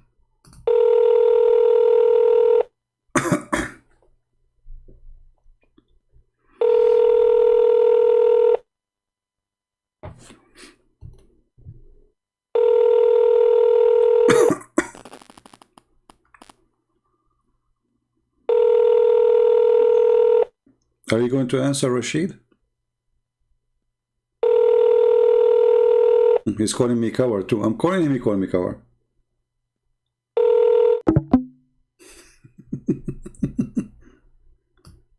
I mean, look at those people.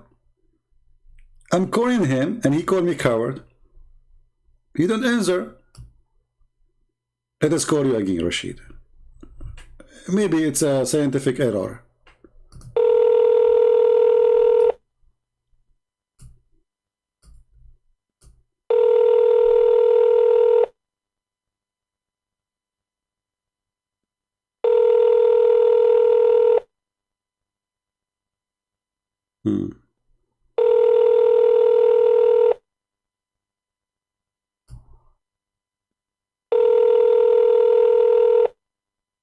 Okay. Potato.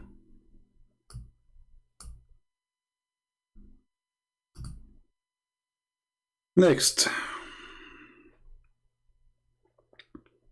So, brother, the guy, he said to him, I swear by Allah, I know the fish who swallowed your ring, and all its ancestor. You know what? You know the fish who swallowed the ring and all its ancestors? I mean, stop. Not only he knew the fish who swallowed the ring, he knew all its ancestor. That is deep. That's it. This is the guy. Hey, brother, I just catch a fish in the beach, brother. Do you know who she? Yeah, I know her. I know her father. I know her dad. I know her mom. I know her kids. I know the whole family.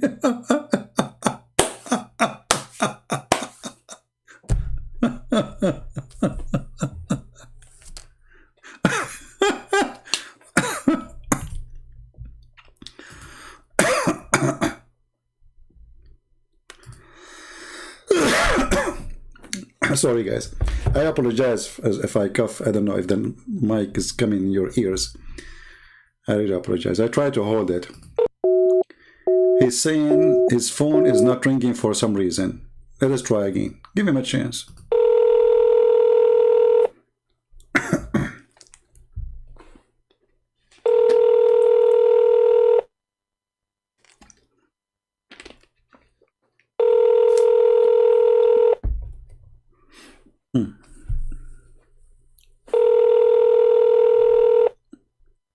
But what I would do, my friend, your phone is ringing, you're saying it's not ringing for you. Go restart your phone and text me back. We will do it one more time after you start, you will see. So guys, I know, I swear by Allah, I know the fish which is had swallowed your ring, and it is all ancestors.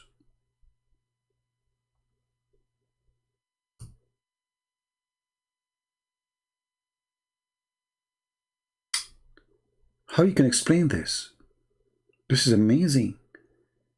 The guy, he knew the fish and whole their family. This is explained why in the Middle East there is 2 policemen, they were fishing and they could not get any fish for many hours. And one day, finally, they got a fish and they start beating her, saying to her, "Tell us, where is your family? Where is your family? Where is your ancestors?" Those things happen only in the Middle East. But it was Allah's order.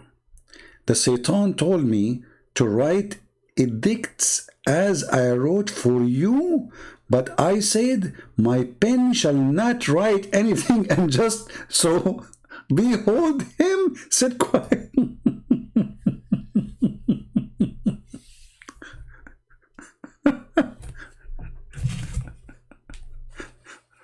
I'm going to go crazy.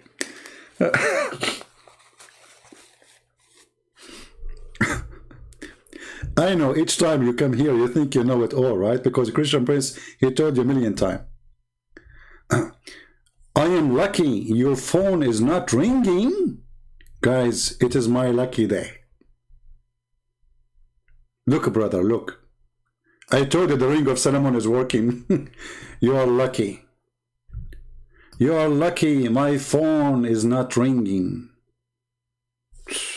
Me.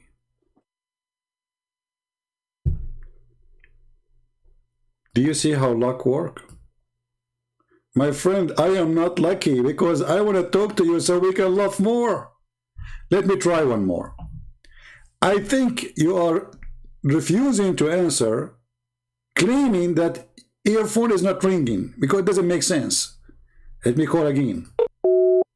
See? Rejected. Abdul, do you see it says rejected? Do you see what it says? Rejected. We got ya. We got ya. You are the one who rejected. Potato. You're lucky.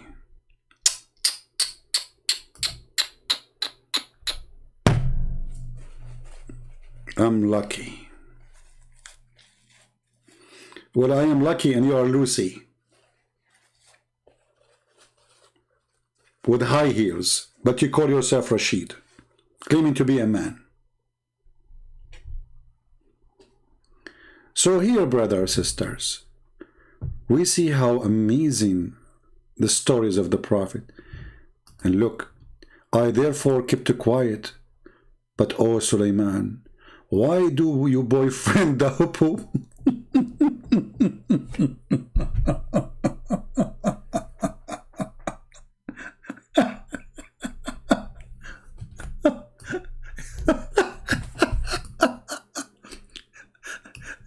You what?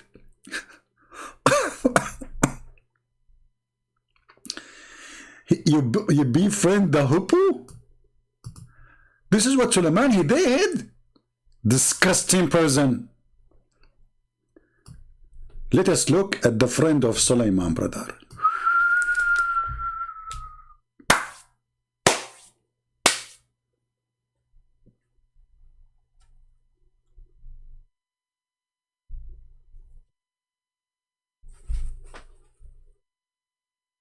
Why, Sulaiman? Why?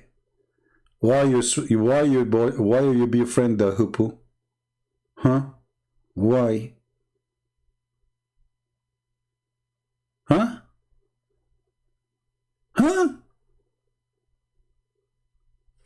I mean, this Sulaiman, something wrong with you. Why you do that, man? Do you know how much pain you caused for this? Man.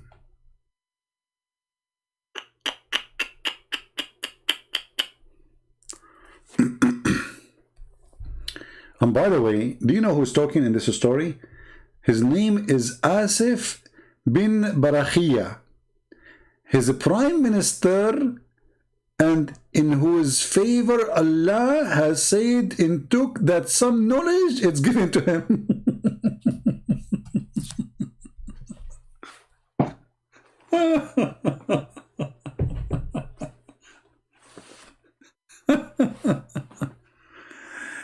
Hey Rashid, be honest with you, aren't you the Prime Minister of Solomon? And your real name is Asif? And Allah, He gave you knowledge to the point you know the name of the fish and her ancestors? So the Prime Minister of Solomon is jealous because Solomon, he liked the hippo. He befriended the hippo. He's upset.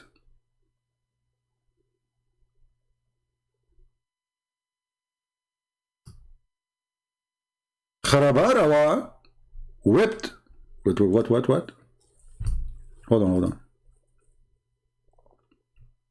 Some narrate that there was city in the middle of the sea.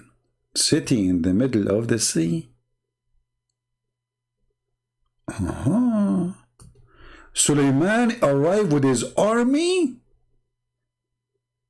is on the wind to that city. The flying carpet. Do you see the flying carpet? The city is in the middle of the sea. Sulaiman did not go there by boat. No. Quran says not only here that Allah, He command the wind to Sulaiman, so he have a flying carpet. You can read Ibn Kathir. A big, huge mate made from wood. Sulaiman, he command the wind to go underneath of it and carry it. And it carry all his army and his animals. It have 600,000 chairs on it. The biggest jumbo 777 Boeing was created in the time of Solomon. Brother.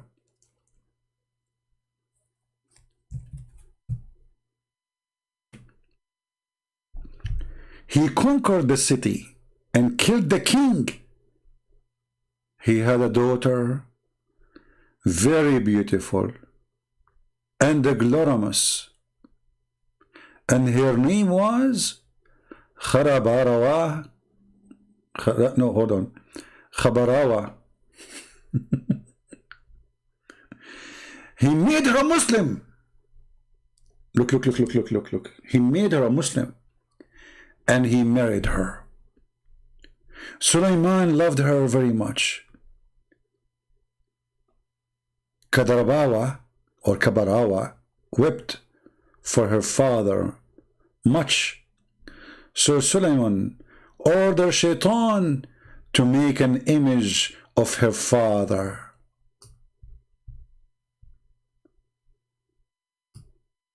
Khabarawa made different kind of a dress for her father image. Every morning and every evening, she took along with her mind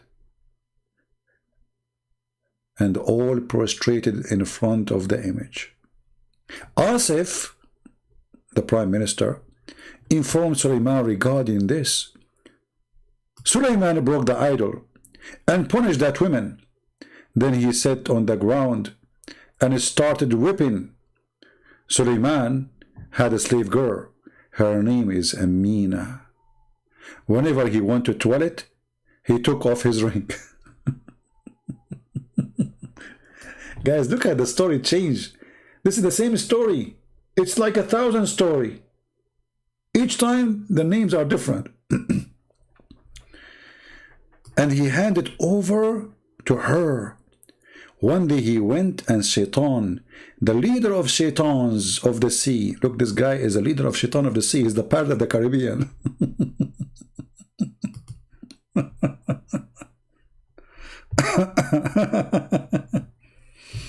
Let us see. Rashid is saying to me, he reset his phone. Let us see if it's going to work. Let us hope. Maybe, maybe he's honest. My friend, it says rejected. I know, let us see.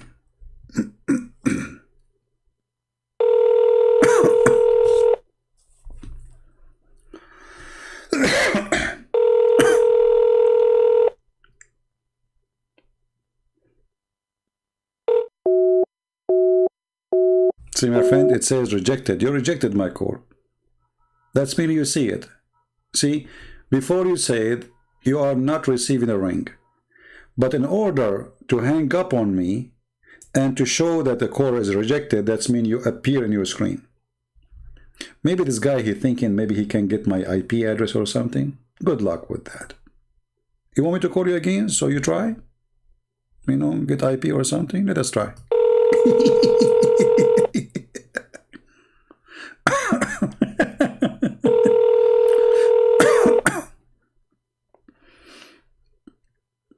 One more time. After that, I'm not going to call you. I have no time for kids.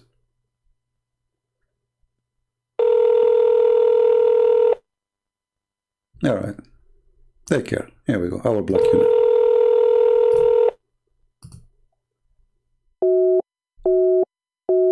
All right. Now time to block you. That's it.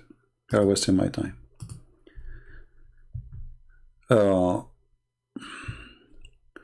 So, brother, each time he went to the toilet, he take off his ring and hand it over to her. Here, ask yourself a very simple question, brother. If you, by wearing the ring, you became a king, why this slave shouldn't wear it?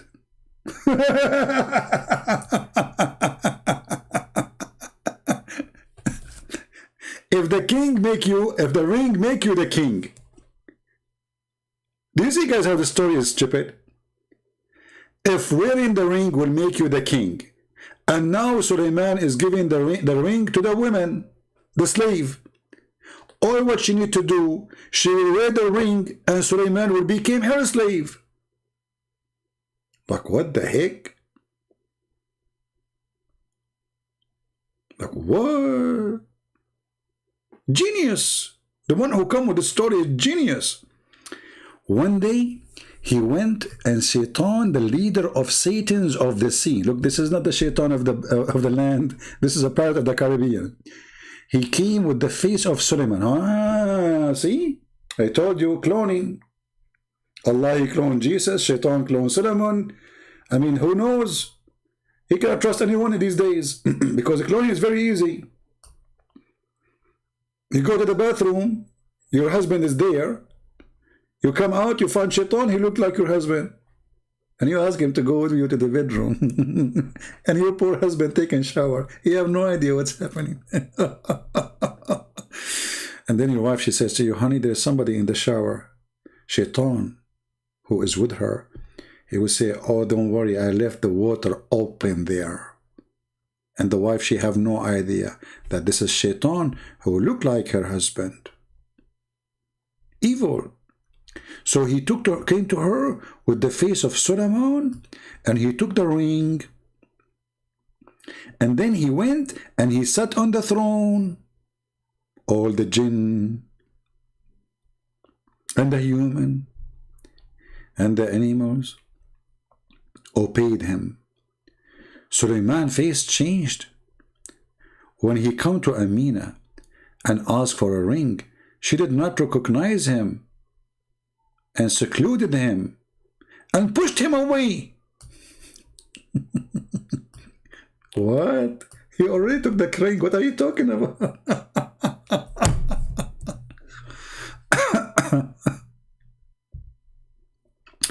According to Sharia, can a woman have sex with a slave? No. Actually, there's a story of the woman. She married a slave. She married a slave.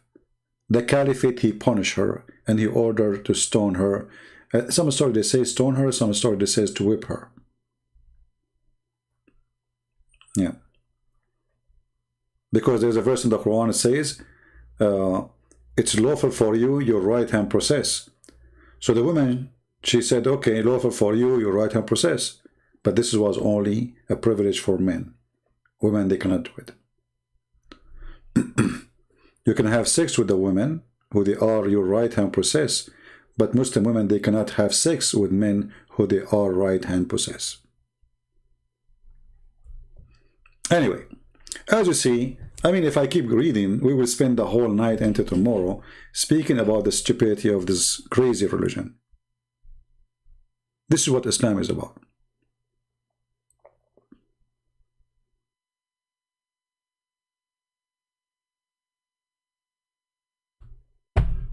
Afterward, Shaitan threw the ring in a river. You see, here the story is different. Here the story is a river. And different story is a sea. And it was found by Solomon in the fish. He wore it. And once again, the kingship returned to him. And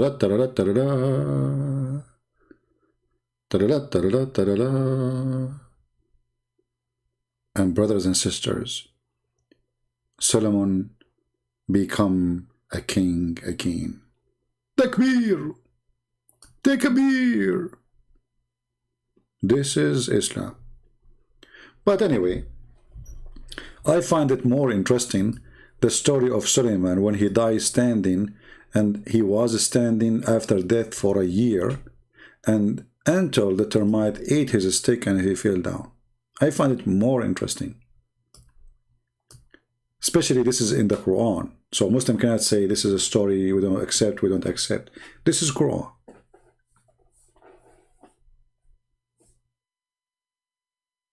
How long it take the termite to eat a stick? You know, like, this is a king. He is holding a stick made of wood. So I'm assuming it is the most strong wood ever, right? This is a king. I mean, they would give him a cheap piece of wood. Do we agree? A king holding a piece of wood, a stick, staff. How long is going to take the termite to eat the stick? Ishmael, are you down to have a peaceful debate? Ishmael, aren't you the same person, Rashid, who I just called? Because you want to play games with me? I just call you, you reject the call. Let us see.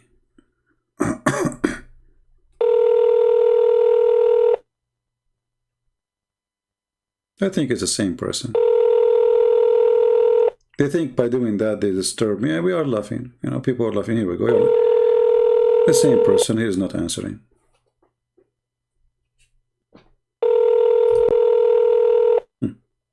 Very nice people. See? You are not, you know, people are laughing. You know, you just give us a form of comedy when you try to do this. I mean, why you are saying you want to debate me when we call you don't want to debate? People are laughing. It's okay.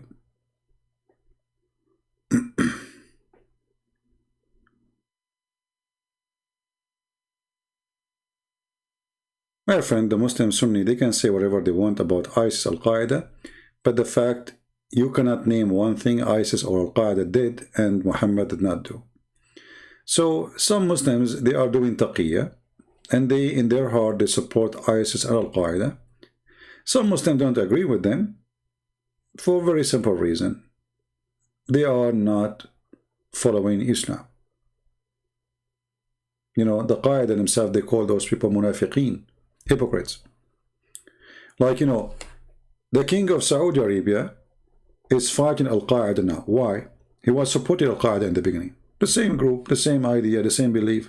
So how come in the time of the war with the Soviet Union you support them and now they are not good Muslims? Simply, when Osama bin Laden, he established Al-Qaeda to fight Soviet Union, the Saudi Arabia government, or the family there, this Al Saud, they found this is a good way to get rid of those Islamists who they can be a problem inside the country. Send them all the way to Afghanistan and let them do jihad there. And let them take donation. And let them send mujahideen. And let them take, as long as they are doing it there, we support you. But then the war in Afghanistan is over with the Soviet Union. And Osama bin Laden start asking the Saudi to do revolution against the king. Because simply they are a friend to the USA. And this is against the Quran as chapter 5 verse 51. And then the Saudi suddenly they start making tons of articles and asking all their propaganda machines to attack Al-Qaeda. And by the way, this is not only what the Muslims do, this is what the Americans do too. The American, they used to support Al-Qaeda. Actually, the American is the one who taught Al-Qaeda how to do bombs. They gave them missiles to shoot the airplane, the helicopters of the Soviet Union. They armed them. It's not a secret. There's tons of articles made by the American about Osama bin Laden, the hero. So this is how the whole hypocrite world works. That is including the American evil government, not the good government. When Osama bin Laden or his like, they are dogs biting for us, they are good. If they bite us, we kill them.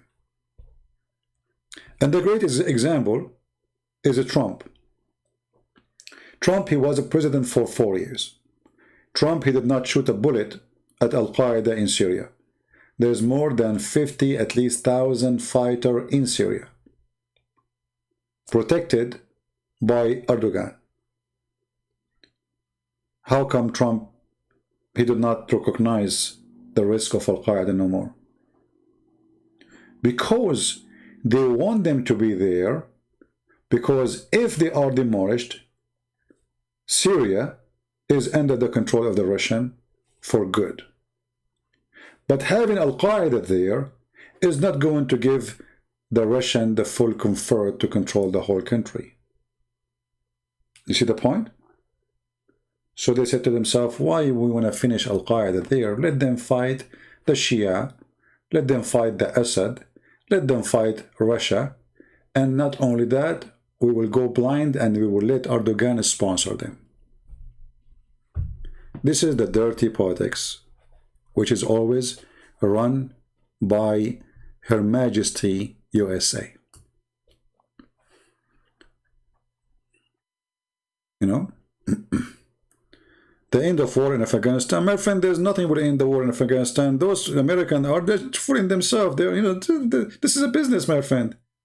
You see, it is a business. The war in Afghanistan never was a war, because Osama bin Laden is gone from a long time ago, and you have no business there. If a Taliban, they make a form to threat you, you can bomb them in 2 seconds. You can actually destroy the whole country in 2 seconds. You do not need to keep an army there. Like now, you leave, so you can shoot missiles from Washington, D.C. all the way to Afghanistan without sending one soldier. So they should take the army long time ago back, but it's a business, pure business, nothing personal, right? So if you think they are there to fight for freedom, what a freedom? The government of Afghanistan right now is more evil than Taliban. If somebody preach the gospel, they arrest him. There's a guy who was going to be executed by the government which we support. This guy Karzai, big corrupt person who's sponsored by USA. In his time, a person who is from Afghanistan, he became a Christian. They put him in jail to be executed. And then the one who saved him is not the American, is not the French, it was the Australian Prime Minister.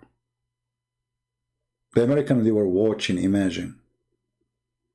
A person will be executed in front of their eyes just because he become a Christian, and the one who will execute him is the one we pay his salary. That is the truth, my friend. So they say to you, we are there to sponsor the freedom. What a freedom? All of them, they believe in killing Christians and Jews and Hindus. This is Afghanistan. You are just fooling yourself. You are fooling yourself and fooling your citizen and wasting your money. They spend trillions of dollars there for nothing.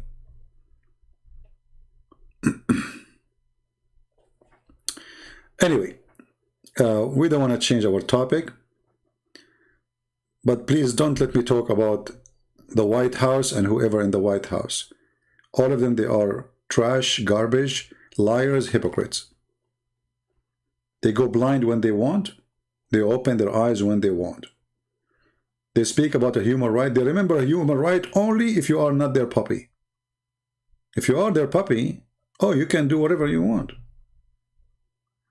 When Saddam Hussein was fighting the Iranian regime for 8 years, Saddam Hussein was a hero for us. But all of us, we knew that he is a criminal, this guy. All of us, we knew.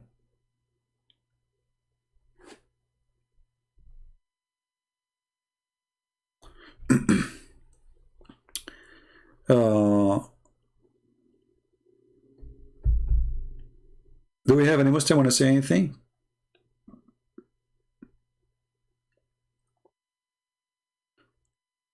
Anyone? Okay, did we enjoy our time today, guys? I better go, otherwise I'm going to spend all day here. And I'm going to delete the previous videos which we made before. As you know, I don't keep my videos. I hope you guys, you did download them already. So don't forget always to download the videos as soon as we finish. Because we don't keep them. Let us see. And download. Sorry, delete. Here we go. The last 3 videos I made today, or 2 videos, are going to be deleted.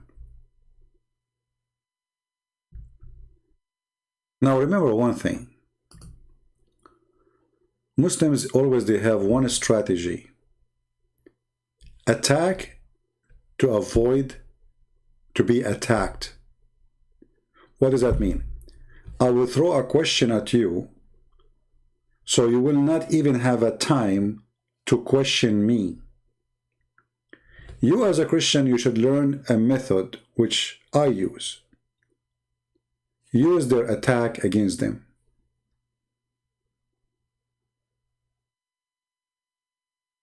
When a Muslim, he says to you, the Bible is corrupt, don't start defending, we have manuscript, and you don't do that. Use their stupid book to get them busted.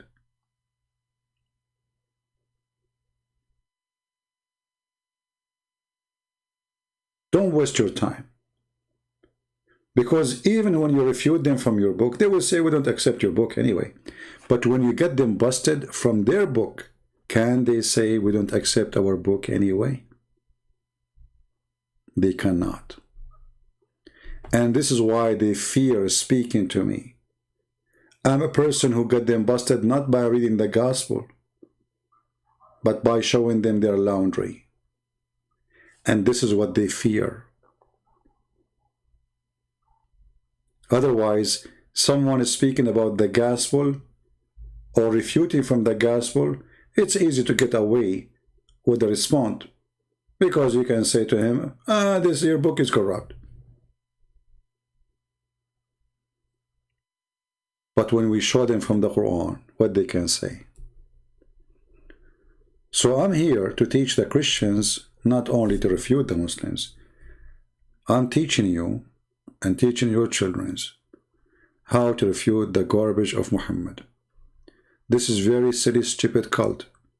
But if you are ignorant, that stupid, silly cult can be dangerous because of your ignorance. See why people are dying because of Corona? It's a small, tiny virus, but we do not know how to kill it. I mean, imagine little virus who cannot even see. How easy to kill it. If you put your finger into it, you will smash it. But little virus can kill you because you are ignorant. Look at your body, how big you are, and look how small the virus. This virus will penetrate your system, will multiply. Your defense system is ignorant about this virus. It's like going to war and you are blind, you are folding your eyes. This is why they don't know how to deal with it. It's a blind fight. So when we show you, when we open your eyes, that virus have no chance. Very simple, very easy. Let them throw all the arrows they have on me. I will collect them and make them a big arrow and will throw it back. And let us see if they can survive.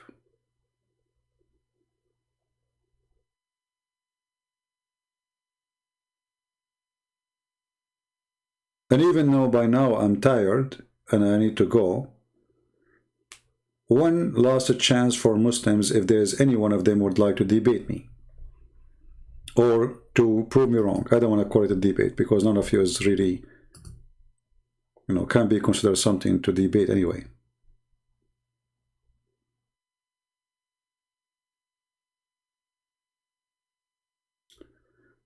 Somebody asking question.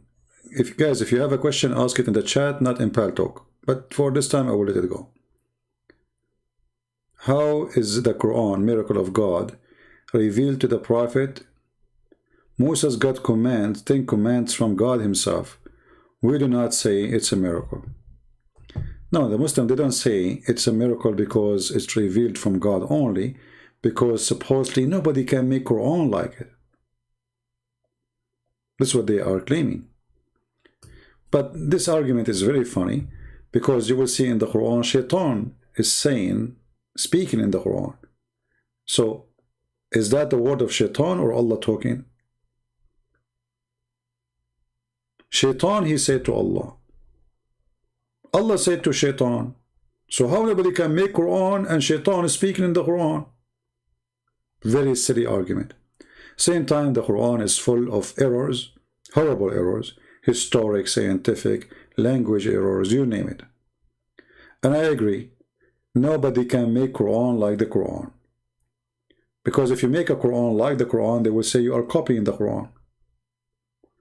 Additional to that, if you make a Quran like the Quran, officially you are stupid.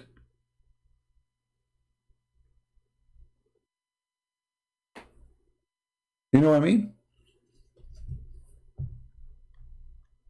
You know when the Quran... I will show you an example, even though you have to go. Nobody can make Quran, right? Okay.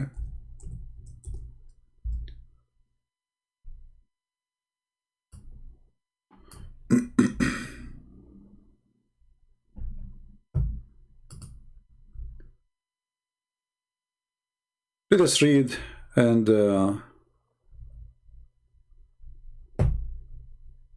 laugh together. Don't text me in Pal Talk, I will block you. I just told you, if you have a question, ask me. I told you, this is one-time deal.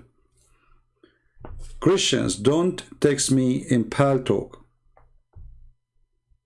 By doing that, you annoy me. I look at Pal Talk expecting Muslims to text me, not you. So if I say Christians can text me, I will do the same as what happened in this is why I switched from Skype. I open Skype, I find 10,000 texts. Do you think really I can read them?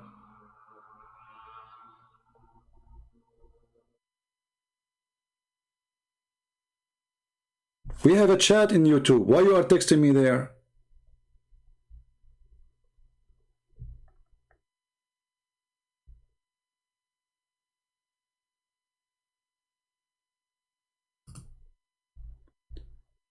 Just to give you an example about how to refute this stupid religion.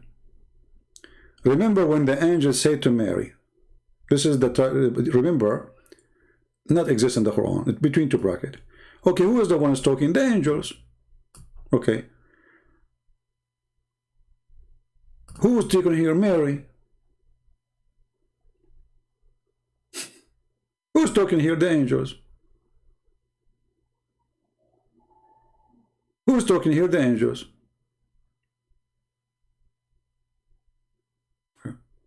But you said nobody can make Quran.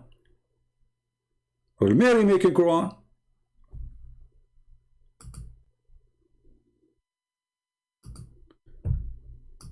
Look, he texts me again saying, sorry, CP. What's wrong with you, man? What's wrong with those people? I just, you know, you remind me of the Abdul, who their prophet says to them, don't write the hadith. And then they wrote, the prophet said, don't write the hadith. I just told you, don't text me in Paltalk. And then you keep texting me, sorry, CP. It's my bad, CP. What's wrong with you?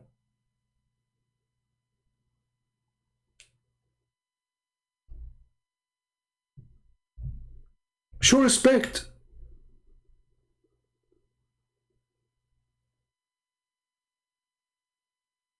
Can't you tell me here in the chat, sorry, CP? Do you have to text me there again? So when they say nobody can make Quran, and then we find that the Quran, Shaitan is speaking in the Quran. When Shaitan, okay, when Mary, she said this. How Mary, she can make Quran? Because remember, nobody can make a sentence to the Quran. So either she said that or she did not say that. If she said that, that's mean Mary, she made Quran.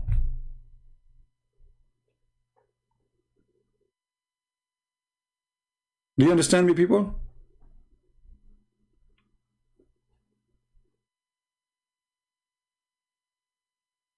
If the Muslim, they say that the Quran is only Allah talking, that's mean this conversation never happened, it's a lie.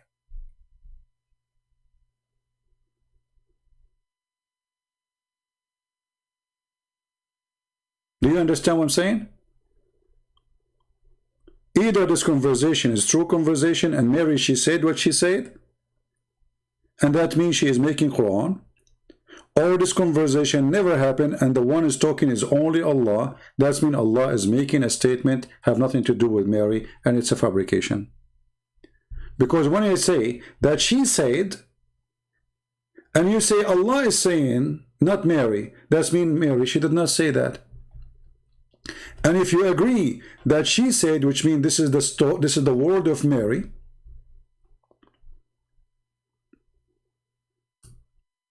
and Allah being honest about what she said, well, Mary, she just made Quran. Are we getting the point? So use their logic to prove their stupidity. Don't use your own logic.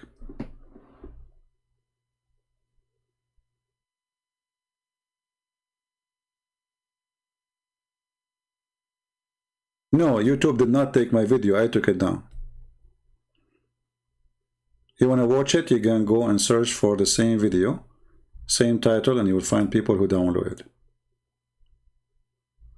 Look at this guy. Good work, CP. Block. Christian, they are telling me good work, CP. Thank you. I mean, if you don't tell me, I would not know if I'm doing good work or not. I mean, look at this. I don't know what's wrong with people. Should I stop going in Paltalk? Are you Muslims trying to stop me? I don't think those are Christians, maybe. These are Muslims. They're trying to be annoying, maybe. Thank you, CP. He cannot say to me, thank you, CP, in YouTube. He have to go to Paltalk. Thank you, CP. I appreciate your broken tooth. Thank you, CP. Can't you say to me, thank you, CP, here in YouTube? Do you have to go in Pal Talk and text me in the privately, thank you, CP? Good work, CP. CP, God bless you. And really, I appreciate you. What a bunch of kids. I don't know what's wrong with people. We say, don't text me in Pal Talk unless you're a Muslim. Thank you, CP.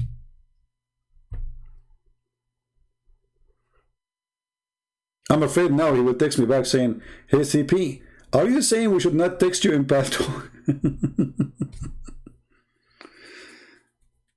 Oh, boy. Anyway, so we better stop here. Some people, they act weird. They don't know what's wrong. I forgive you, even though you are being annoying. Some of you don't mean bad. And forgive me if I make my comment, but I'm trying just to tell you, please, you know, I keep this program open for Muslims, not for you. The chat is open for all of you. Everybody is welcome. Here we go. I'm reading the chat. My eyes are hurt, by the way. How many hours I'm reading the chat? The chat is reflecting. You see, I am the one who concentrate, trying to follow every single chat of yours. And that is not enough. You want me to watch Pal Talk too. Lord have mercy. Do we have any Muslim before we go for today? Mayday, Mayday. Last call. Quality of life. Will we have no topic to talk about quality of life? What will we talk about? I mean, we talk about many things there. And you don't know. And you know that the quality of life, when we go there and we speak about things which is kind of personal, people get upset. I don't agree with you. I don't, you know, go, leave me alone. I'm not your shrink. It's very hard to speak about things which is touching personal life of people, because everyone, he imagine his life in the way he want. And when you try to give him an advice, sometimes your advice might be wrong, because you don't know the person, you don't know the nature of his life, you don't know the circumstances of his life, and you try to adopt an advice based on your experience, so it can be wrong sometimes. However, even if it is good, people are very sensitive. And I am a person who don't sugarcoat my words. I cannot. I try sometimes to be like, let us say, nicer. It doesn't work with me. I say things as it is. So if you want to listen to me, sometimes I make fun of your text, but I don't mean to insult you. But I am a natural person. I say things as it is. So if you sit with me in conversation, I will say the same to you, even if you are my closer friend. With no hesitation. Nothing will change on me. This is how I am. You might like me for it, you might hate me for it, but this is how I am.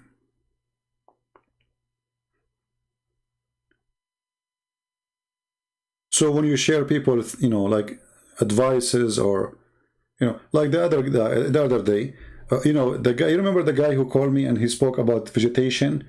He don't like to harm animals, so he eat vegetarian food. I said, this is silly. Somebody sent me a long email, drama. Christian Prince, I'm really disappointed. I am a silly person now because I eat vegetation. My friend, I said, this is silly philosophy. Eat vegetation, have, you know, eat grass all day long. Who's stopping you?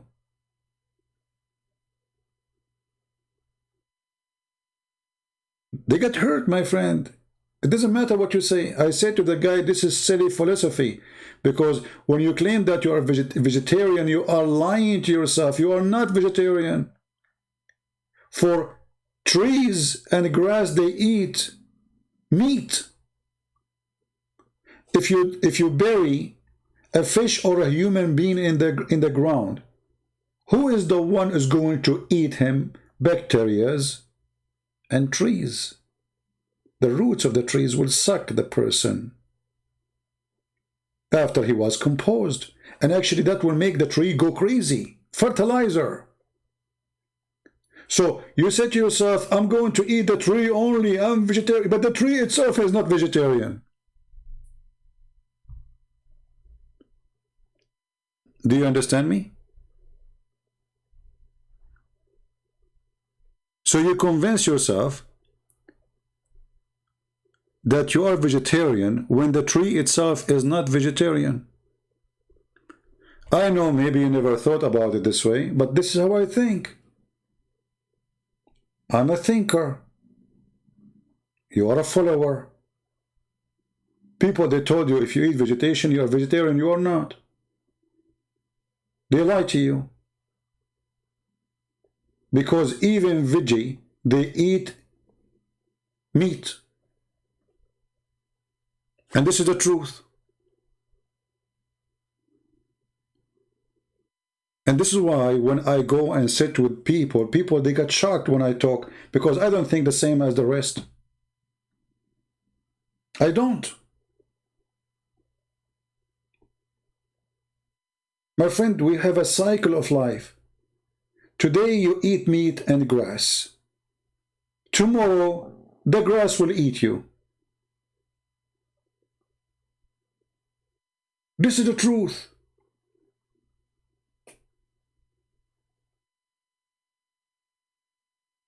And they don't want to listen. Hey, Digital, how are you? My friend, I'm silly, but you are smart. Do you want to show us some if you're intelligent? Digital? As long as you are smart, maybe you can share with us some if you're intelligent, if you wish.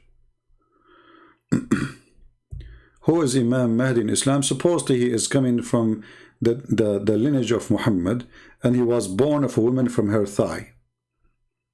But all of those is very fiction stories. No problem, Digital.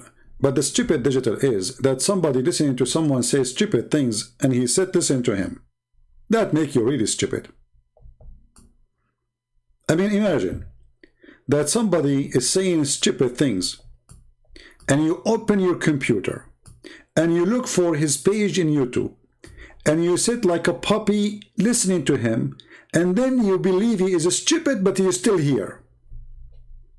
In the same time, you don't dare to call him and to show him how stupid he is, but you call him stupid. It's very easy. Obviously, you are a genius. I find it embarrassing that somebody says to somebody, you are stupid, yet he is listening to him. Very weird. I think your wife, she put you in the kitchen and she forbade you from coming back to the bedroom. And you said to yourself, what I will do now? I better go and listen to Christian Prince. Silly. What do you think about Joseph Paul? I don't know who is Joseph Paul, my friend. Who is Joseph Paul? Should I know him? I don't know who is this guy. Is that the guy who they were going to deport him from South Korea? I heard the news that they, thank God, look like the prayer of people and the work of prayer work. They will not deport him no more, and he will stay and he will live in South Korea. I'm happy for him. All right.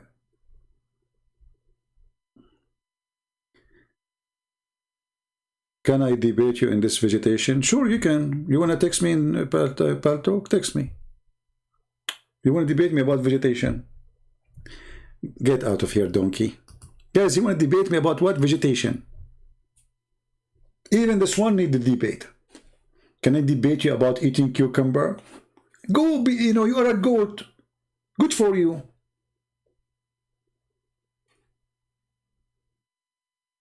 Good for you.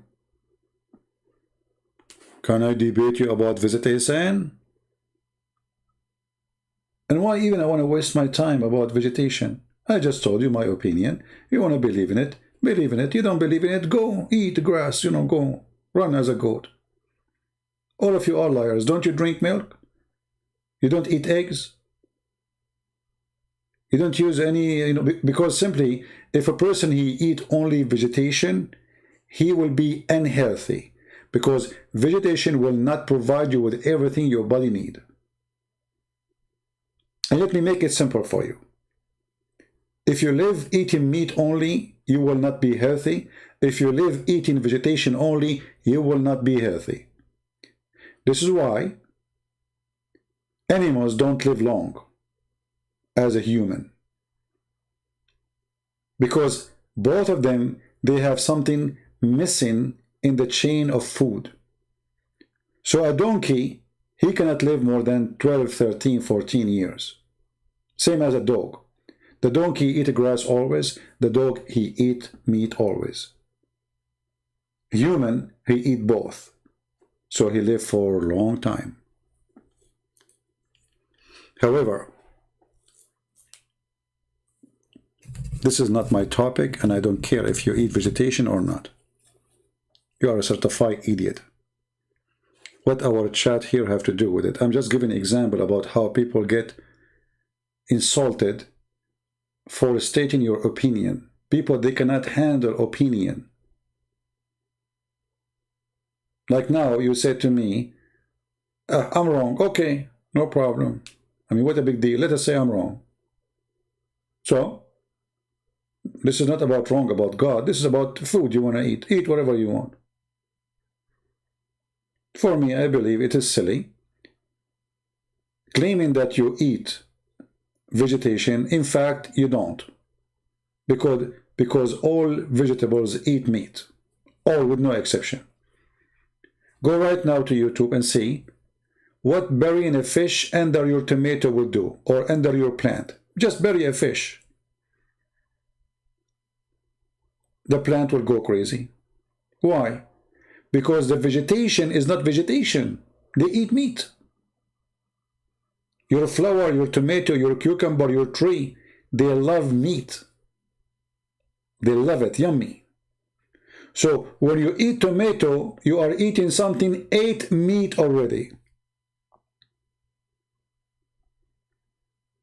And you do not need to be a genius to agree that this is true. All what you did, you broke the chain of food. And instead of eating the meat directly, you ate someone or something ate the meat before you. Guys, do you understand what I'm saying? It's like somebody, he ate it for you and then he spit it to you. He is the one who ate it, and you ate the spit, and you claim you did not eat the meat. In fact, you are doing, let us say, a deception, claiming that you are a person who don't eat meat, but the fact you do. And when the guy, he says, I don't like to eat meat because I don't want to harm animals. Well, all your life you are harming animals. I don't want to harm creatures. Okay, do you kill bacteria in your body? Every single second, bacteria are dying in your body. Your immune system are killing them. You have a war happening inside you. So stop killing bacteria too. And don't kill cockroaches. And if a fly go inside your nose, give it a kiss. You know, this philosophy of vegetarian is, I believe it's kind of somebody is playing with your mind. Somebody is trying, empty people, like a vacuum, like the yoga, there's somebody who have an emptiness in his life. And he think he can be a better person by doing something silly. I don't eat a chicken. And supposedly now I'm a good guy. Why? I did not kill a chicken. Do you eat bread? Yeah. But don't you know that the bread is made from seeds, which is alive?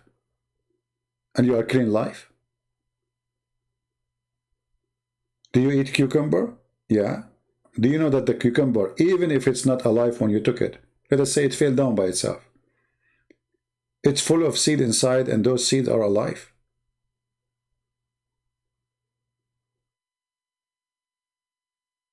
It's kind of hypocrisy and silly, silly, like self-deception. You make yourself believe. Like there's an Indian guy, he posted something in the previous video. He says, if you believe that being a pig is good, pig is good. And he's right. So many of them, they act like, and I'm talking about people, whatever people are, they act like pig, but believe acting like a pig is good, so he's good.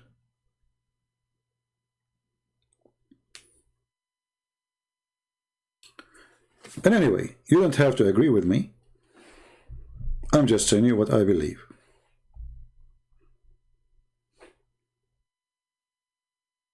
All right?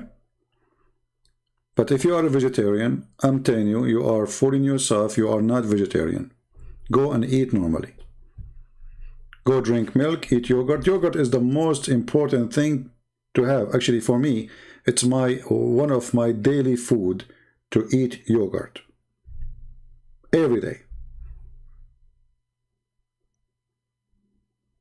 I never have a problem with bones. I have very strong structures. I can carry a fridge by myself.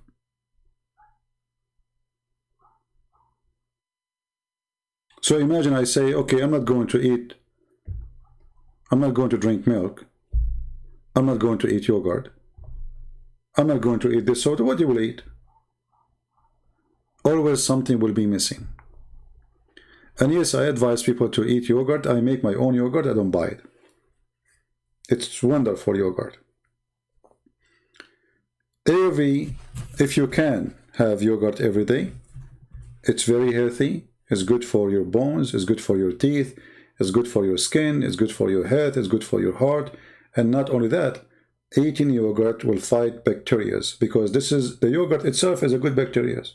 See, when you eat yogurt, you are eating bacteria, literally. But this is a good bacteria. So when we say we want to be vegetarian, we are fighting our body. Our body is designed in a certain way.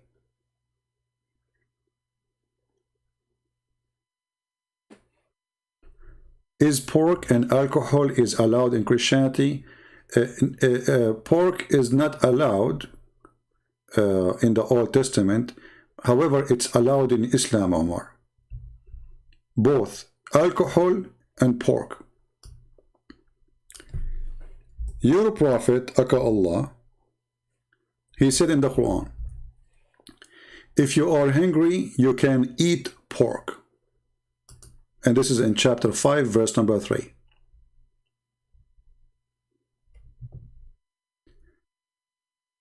The translation here is saying, but for him who is forced into severe hunger, there is no problem if he eat pork. So yes, you can eat pork, and you give yourself an excuse. What is that? Is hunger. And here you see the hypocrisy of the Islam, because either pork is bad and should not be eaten at all, no matter what, or pork is useful and we can eat it.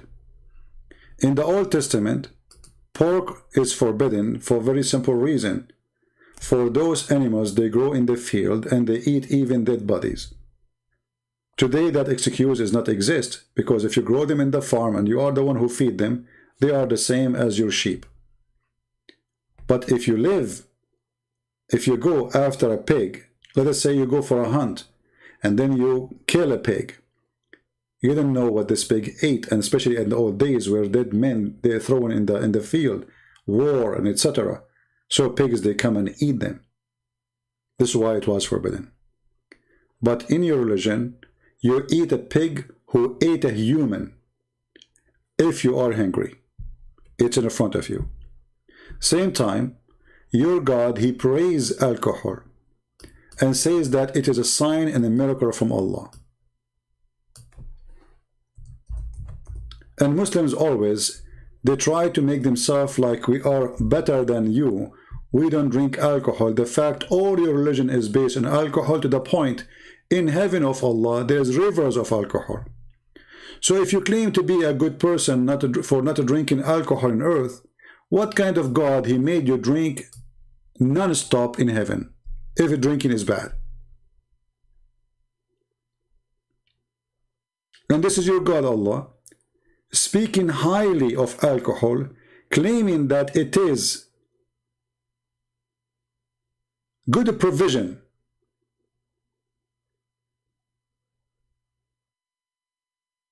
And it is a sign from Allah. It's a miracle. Here you see the hypocrisy of the cult of the Muhammadan. They speak to you from above when the fact above is down. Their prophet was a drunk. Even the Muslims, they used to drink behind their prophet, and they are totally in the stage of collapse. To the point the Arab, they were making fun of them. And this is the only point where Muhammad, he says, don't go too close to the prayer when you are drunk. Have you ever heard of such a religion? So all this time Muhammad is okay with drinking, and Allah is okay with drinking, until they start making fun of him and his followers, praying before Allah behind their prophet, and they are totally drunk. If you don't believe me, this is the verse in front of you. Go and read the interpretation for it. Chapter 4, verse number 43. So when a Muslim, he asks those questions, Christian Prince, why you Christian drink alcohol? My friend, Jesus says, little of it bless your heart. We just mentioned now that food chain is important. Everything can be benefit for mankind is good. If you use it wrongly, you destroy yourself.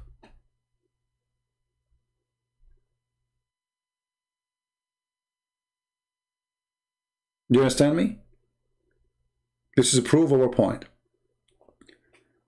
Little of it, bless your heart. And even scientists prove, and doctors, that those who have a problem with their heart, they better take every day, as if it is a medicine. Alcohol, it's a medicine. And alcohol was a great way to fight infection for tens of centuries. So if you are saying alcohol is bad, then Allah is stupid, because alcohol is not bad. It is what you do with it. Do we agree, people? It's like saying a knife is bad, but knife can be very useful. Imagine we don't have a knife. How we will eat? But knife can kill people too. The same useful tool. So everything around us is made to be used for the right way. So if a human being, he used it for the wrong way, that is not the fault of God. God do not need to tell me, I forbid poison, so I will not eat poison. I should know better.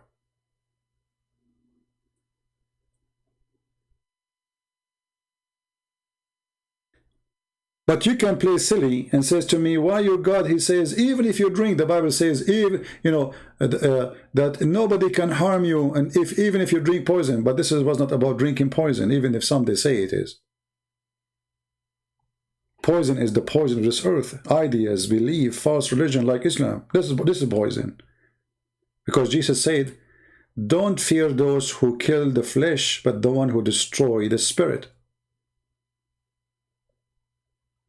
I remember, we Christians believe that Jesus, our Lord himself, was crucified and killed.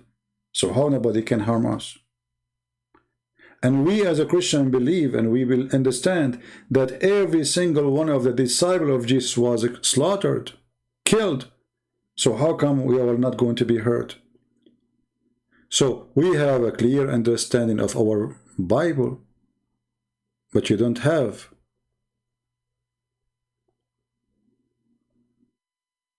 What is your answer if you say, if somebody asks who is the God of the Christian? Jesus.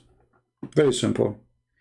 And the reason I say Jesus right away, because if I explain to him about something he's unseen, he might say, prove it to me, maybe he exists, maybe. Can he say Jesus not exist? Jesus. Who is the God of the Christians? Why we are called the Christians? Because we believe in Jesus, Christ. So why that is even a question? What is the God of the Christian? I mean, this is really hard. What the Christians God must be Hindu.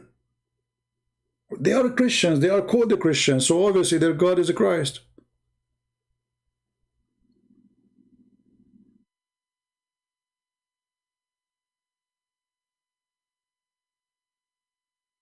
Sometimes I find the questions are very, I don't know, strange. Like, even do I need even to answer? Asking such a question, who is the God of the Christian, is silly. Their name is telling you the name of their God.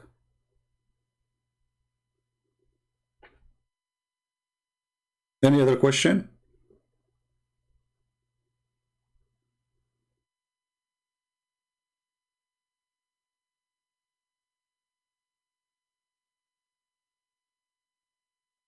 And you know about drinking alcohol or drinking this and eating that, look at what Jesus said and you will see amazing wisdom. Jesus says, it is what comes from your mouth, not what go in make you dirty. I mean to that. If you eat pork, or even if you eat poo-poo, eat poo-poo, but you are a good person to everybody. You are a good person. If you are a person, you eat cockroaches.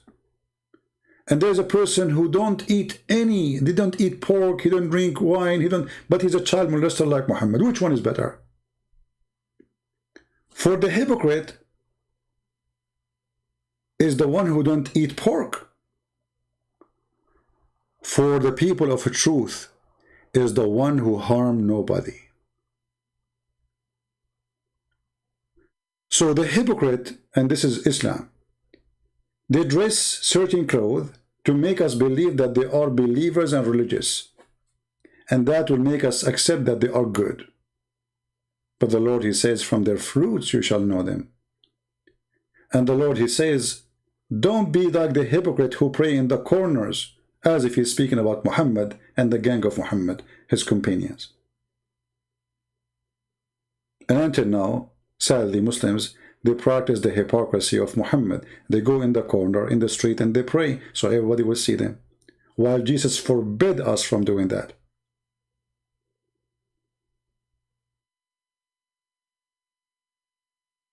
Somebody saying, so the Old Testament abrogated the New Testament abrogated. No, we don't have something called abrogation. That is stupid of you. Because when we say, Jesus says, it is not what go in your mouth will make you dirty. It's what comes from your mouth. Jesus is correcting their understanding for the Old Testament.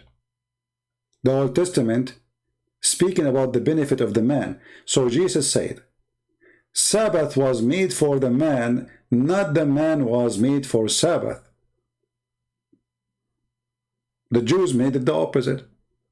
God, he forbid them from working in Sabbath. So they made it what? They made the man a slave of the Sabbath, when the fact God, he forbid them from working in Sabbath because they are greedy. They want to work 7 days a week. They want to make money 7 days a week. And they want to make even their servant work with them 7 days a week. So when Sabbath come, servant, he go and rest. You cannot force him to work. It was number one for the benefit of those who work for those rich ones. Because not only the owner cannot work, everybody in the house cannot work. So Jesus did not abrogate. Jesus explained to them their ignorance. That God don't need your Sabbath. Do you think God, he care if really work in Saturday or not? I mean, is that will harm him? Sabbath is made for the man. The same as forbidding pork. It was for a health reason. It was for the man benefit, not the opposite. Otherwise, God himself, he created the pig. Isn't it you Muslim, you say that the Quran says Allah told Adam, go and eat whatever you in the garden? Whatever there, everything was halal. Isn't it your God, he says this about Israel? Just to show you the ignorance of Islam. You know, Muslims, I never saw, by the way, a Muslim, he knew what he's talking about. all the food is halal to Israel, including pork, and the Quran says that. Do you see it?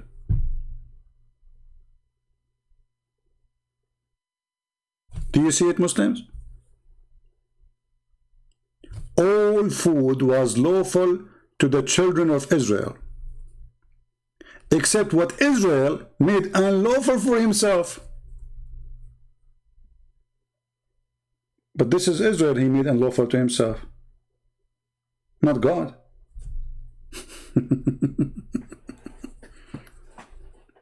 My friend, don't go there. You do not know your stupid cult. And as we said, use their stupid book to get them busted. He changed the topic. Look how fast he switched. Do you see how fast they switch?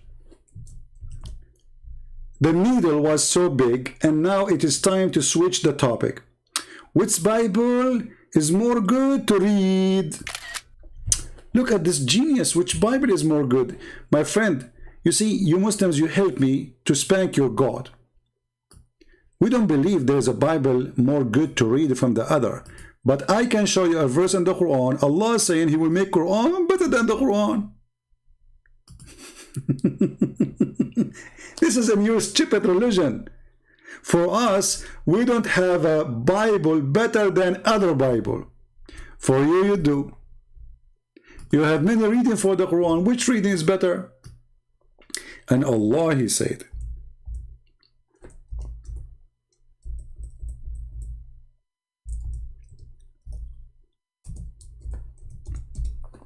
read this. Read and laugh. Chapter 2, verse 106. Whatever verse we do abrogate or cause to be forgotten, we bring one or similar, one better or similar. This is a new religion. Allah will make Quran better than the Quran.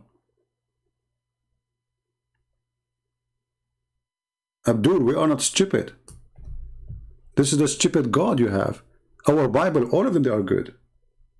We don't have Bible better than the other Bible. Your God saying he will make Quran better than the Quran. And this is additional proof that Islam is a man-made and it's stupid, because how in the world you claim to be a prophet of God and you claim that your God told you he will make Quran better than the Quran? This is a statement of a certified donkey. And notice, my friend, I'm tired, so I'm not thinking fast right now. I've been here for many, many hours all day long. But you are not. You and your religion and all your believers, you cannot match me for a second. Even if I am asleep. Whatever you say, I will get you busted in the speed of light. Your God is fake, and he made your processor so slow.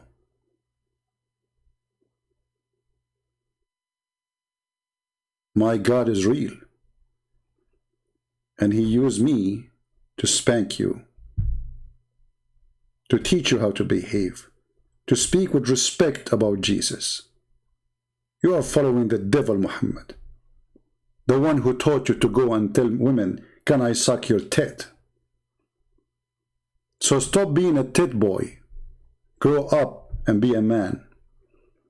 Stop believing in a God, a stupid God who says, I will bring you Quran better than the Quran. Ask yourself, where was Allah when he made the first Quran? And how Allah will make Quran better than his Quran? Did he take a new study? Now his Arabic is better? How silly, how stupid. And why God will make you forget his word in order to give you something better or similar? What is that, man? it is not only you in drugs, your God in drugs. The one who said this, he cannot be aware of what he is saying. This is a drugs. This is a God who took a lot of hashish.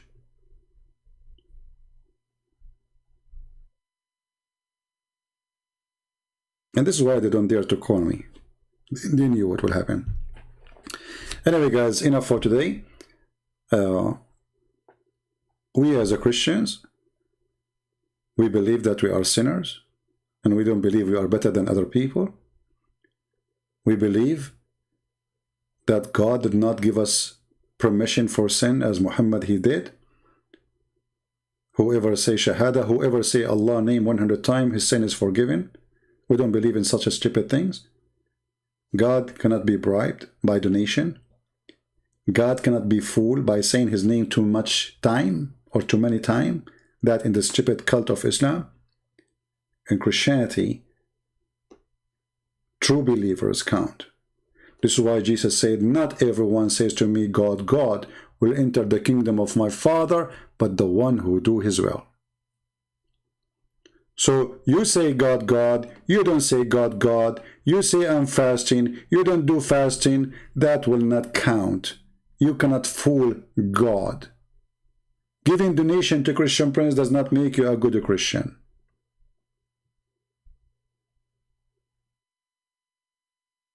I'm not Muhammad, who said if you pay me money, you go to heaven. That is an obvious scam. And you cannot bribe God by your money. Otherwise, only rich will go to heaven.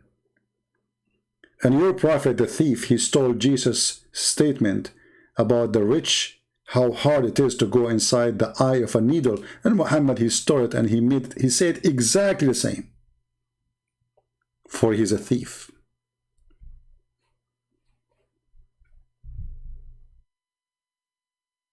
I don't care if you call me princess or not. You did call me princess, I give you the answer, you remember? No problem. But it's good to recognize that you are wrong, and you should not say that. Try to avoid taking it personal. I don't know you, no man. You don't know me, my friend. I'm here to share the truth with you. I know the truth hurt. I know it's not easy.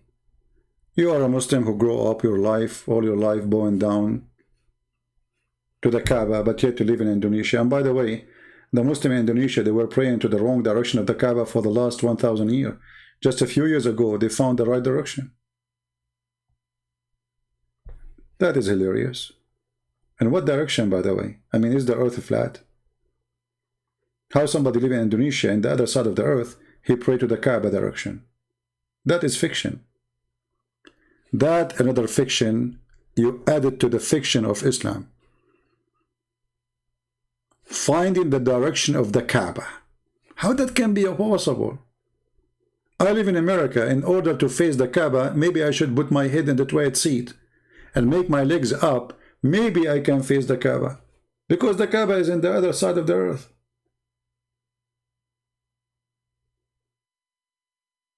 So when you come and you question what we do, why you don't spend some time and question yourself first? What about we question the dignity of Muhammad, who said woman she can give her boobs to a stranger to suckle her? What about we question a rapist, a criminal, a thief, who made a crime as a blessing from his God, as a privilege?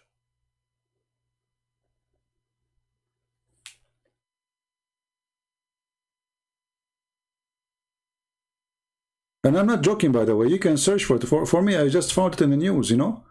I can search for it. Hold on.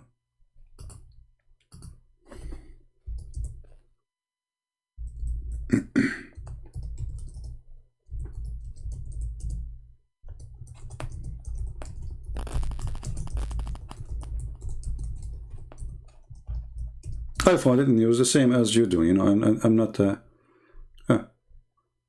This is the station of the devil, CNN. But you can find the news from anyone you want. Any, you know. Actually, came from I think first time they heard about it, they are copying an Indonesian news agencies. Indonesian Muslim praying to the wrong direction. 2010. For more than 1,000 years, Indonesian praying to in the direction of Libya. As if I remember what they said in that article at that time.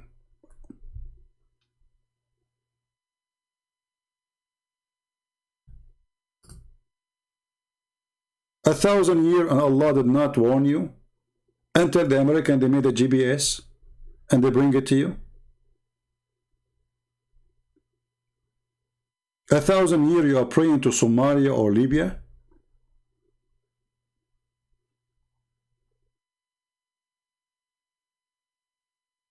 It's not like a year, a 2 year, a 50 year.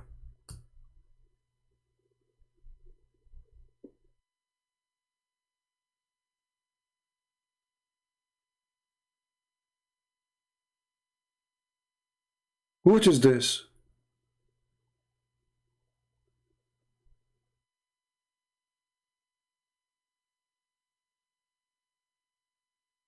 I mean, really, I feel sorry for the Muslims in Indonesia, honestly. This is religion, really. And this God, he made you go, you know, lose all these years. You do not know where you are praying to. When Muhammad, he says, pray in the direction of the Kaaba, don't you know that if you go 70 miles away, you will lose your direction? How will you find the Kaaba direction? How you know you can find the Kaaba direction anyway?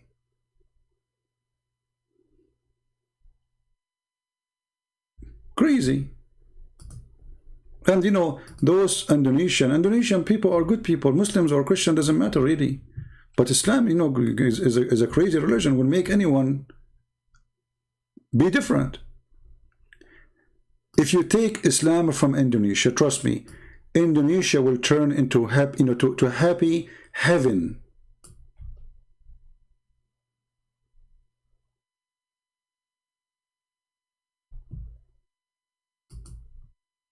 This is very beautiful country, and the people there are beautiful too, regardless of what religion they go to. Islam come, that's it. Terrorism, killing, people hate each other. Like, what happened? What's wrong? Islam entered the house.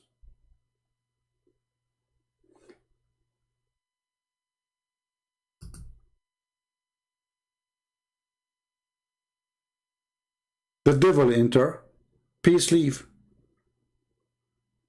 love disappear, and suddenly their fellow citizen, their own people, and actually those people are your people, those are your family. So what if they are Buddha?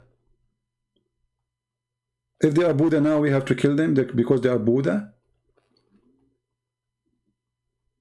Or they have different religion, or they are Christian?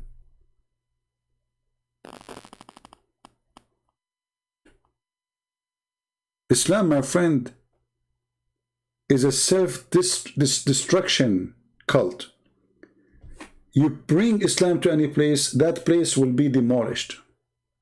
If you don't believe me, look at Islamic countries, one by one. Muslims, when they want to have vacation, they don't go to an Islamic country. And you tell me why.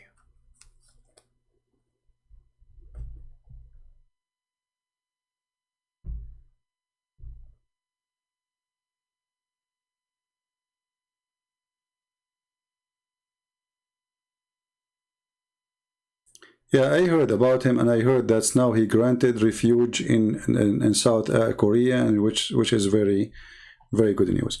Guys, I'm really getting tired. My back hurting from sitting for long. I did 3 broadcasts today, and each one of them I think 2 hours something, or 3 hours. And now it's what? How many hours? Now I'm here for 4 hours. So total today I did what? 12 hours? Oh man. That's not good. Aren't you bored of me? Guys, shouldn't you fire me? I mean, come on. Okay, I'm going to ask Allah to make you look for YouTube of a Christian prince 1,000 years from now to the wrong direction. Okay? Allah, can you make those people not to find my YouTube for the coming 1,000 years and go in the wrong direction? And they face the wrong Kaaba?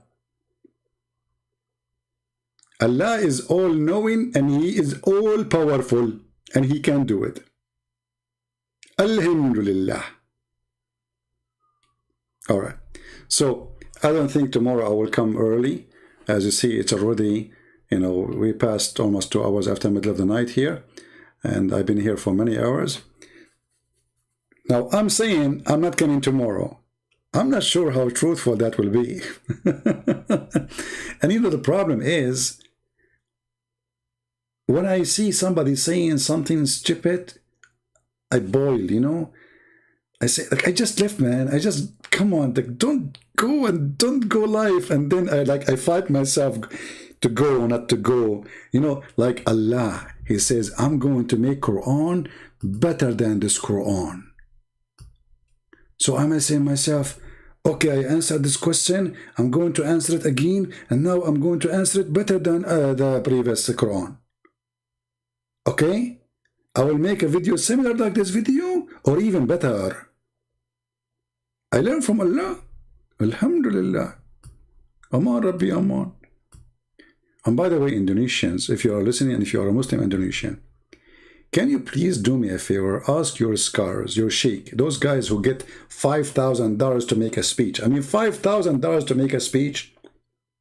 I am here for the last 4 hours. I did not get $5.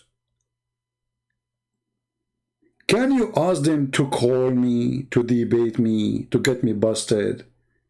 I mean, do something. Muslims in Indonesia publish everywhere, says, who is going, brother, there's a lot of Indonesian leaving Islam because of this guy. Brother, who is going to get him busted, brother?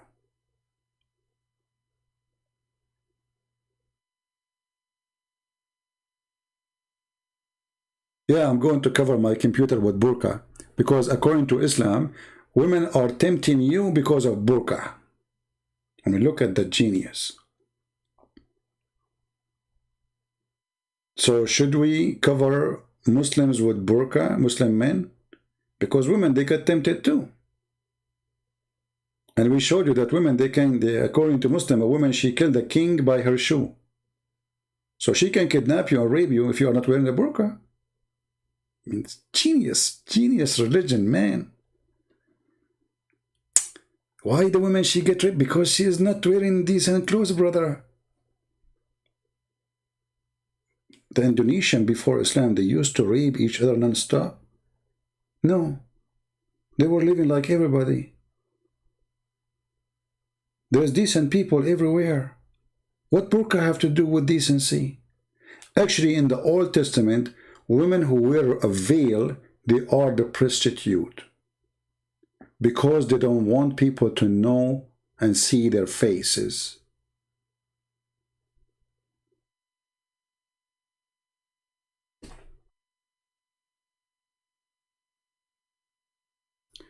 My friend, Lanoon, there is nothing is called public debate. For now, we are in public. Aren't we right now in public? How public we can be more than this? It costs nobody. It doesn't cost you. It doesn't cost me. Everybody's staying home and perfect for the sake of Corona. And don't worry about my safety. I'm not really, you see, if I'm really worried about my safety, I will not be saying one word. I will not be writing books. I'm the last one who is worried about his safety. But I'm not willing to go anywhere to debate anyone, because that can be done here. I am in the internet. And they can debate me in the internet. Because people are interested in your question, my answers, my questions, your answers, not your present. I'm not God, you are not, and nobody need to worship you, neither to worship me. So if you accept to believe in God without seeing him, why you don't accept to debate me without seeing me? People are thirsty for answers, not for a fashion show.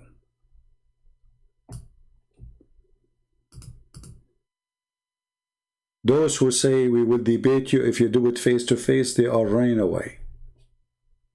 It's an excuse. Always the one who put conditions, he is running. No conditions. Call me and you are welcome. Anyway, guys, man, it hurt. I better go. Already we passed the 4 hours, 3 hours and 52 minutes. Man, 53 minutes. Okay, guys, thank you very much for being here. And I pray to the Lord that your children's, your family will stay healthy, strong. I pray that all of you, you will be good to your house. You will be decent. I pray that all of us will serve the Lord. We love the Muslims. I pray that hate will never enter our heart. I pray that we will never be violent people. I pray that people, they will open their heart to the truth. And if somebody is bad, learn how to forgive, for this is better for your health. You are not doing him a favor, trust me. You are doing a favor to yourself. Forgiveness is a medicine. This is why our Lord, when we ask him how to pray, he taught us, he says, forgive us the same as we forgive them. If you want to earn forgiveness of the Lord, learn how to forgive others. Otherwise, you don't deserve forgiveness. And I say to the Muslims, learn how to love and learn how to forgive, not by listening to Muhammad, by listening to Christ. Christ in the cross, he said, forgive them, Father, they do not know what they are doing. For God, he loved the world. He sent his only begotten Son. For he loved you, Muslims. He loved you, Indonesian. He loved you, all of you, not only the Christians. But if you choose not to love him, that is your fault. The Lord, he says, come to me, and I will comfort you. Knock at my door, and I will open for you. Muhammad will not comfort you, he is dead. We are talking about the living Messiah. His name is amazing. He is born as a miracle, and he is a miracle. His death was a miracle, his life is a miracle, and now he is a miracle. For God is a miracle.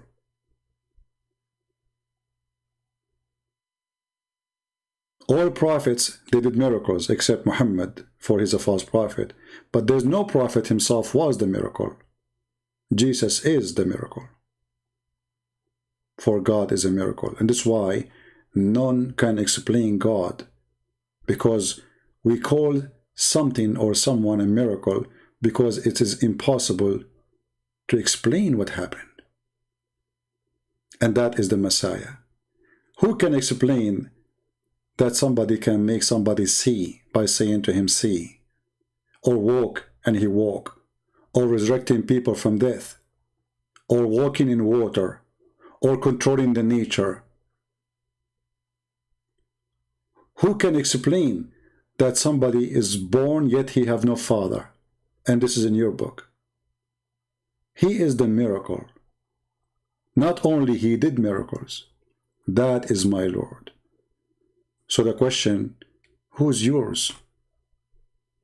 Who's yours? Thank you all. God bless you. And until we see you soon again, Christ is Lord, Islam is false. And this is your brother Christian Prince saying good night.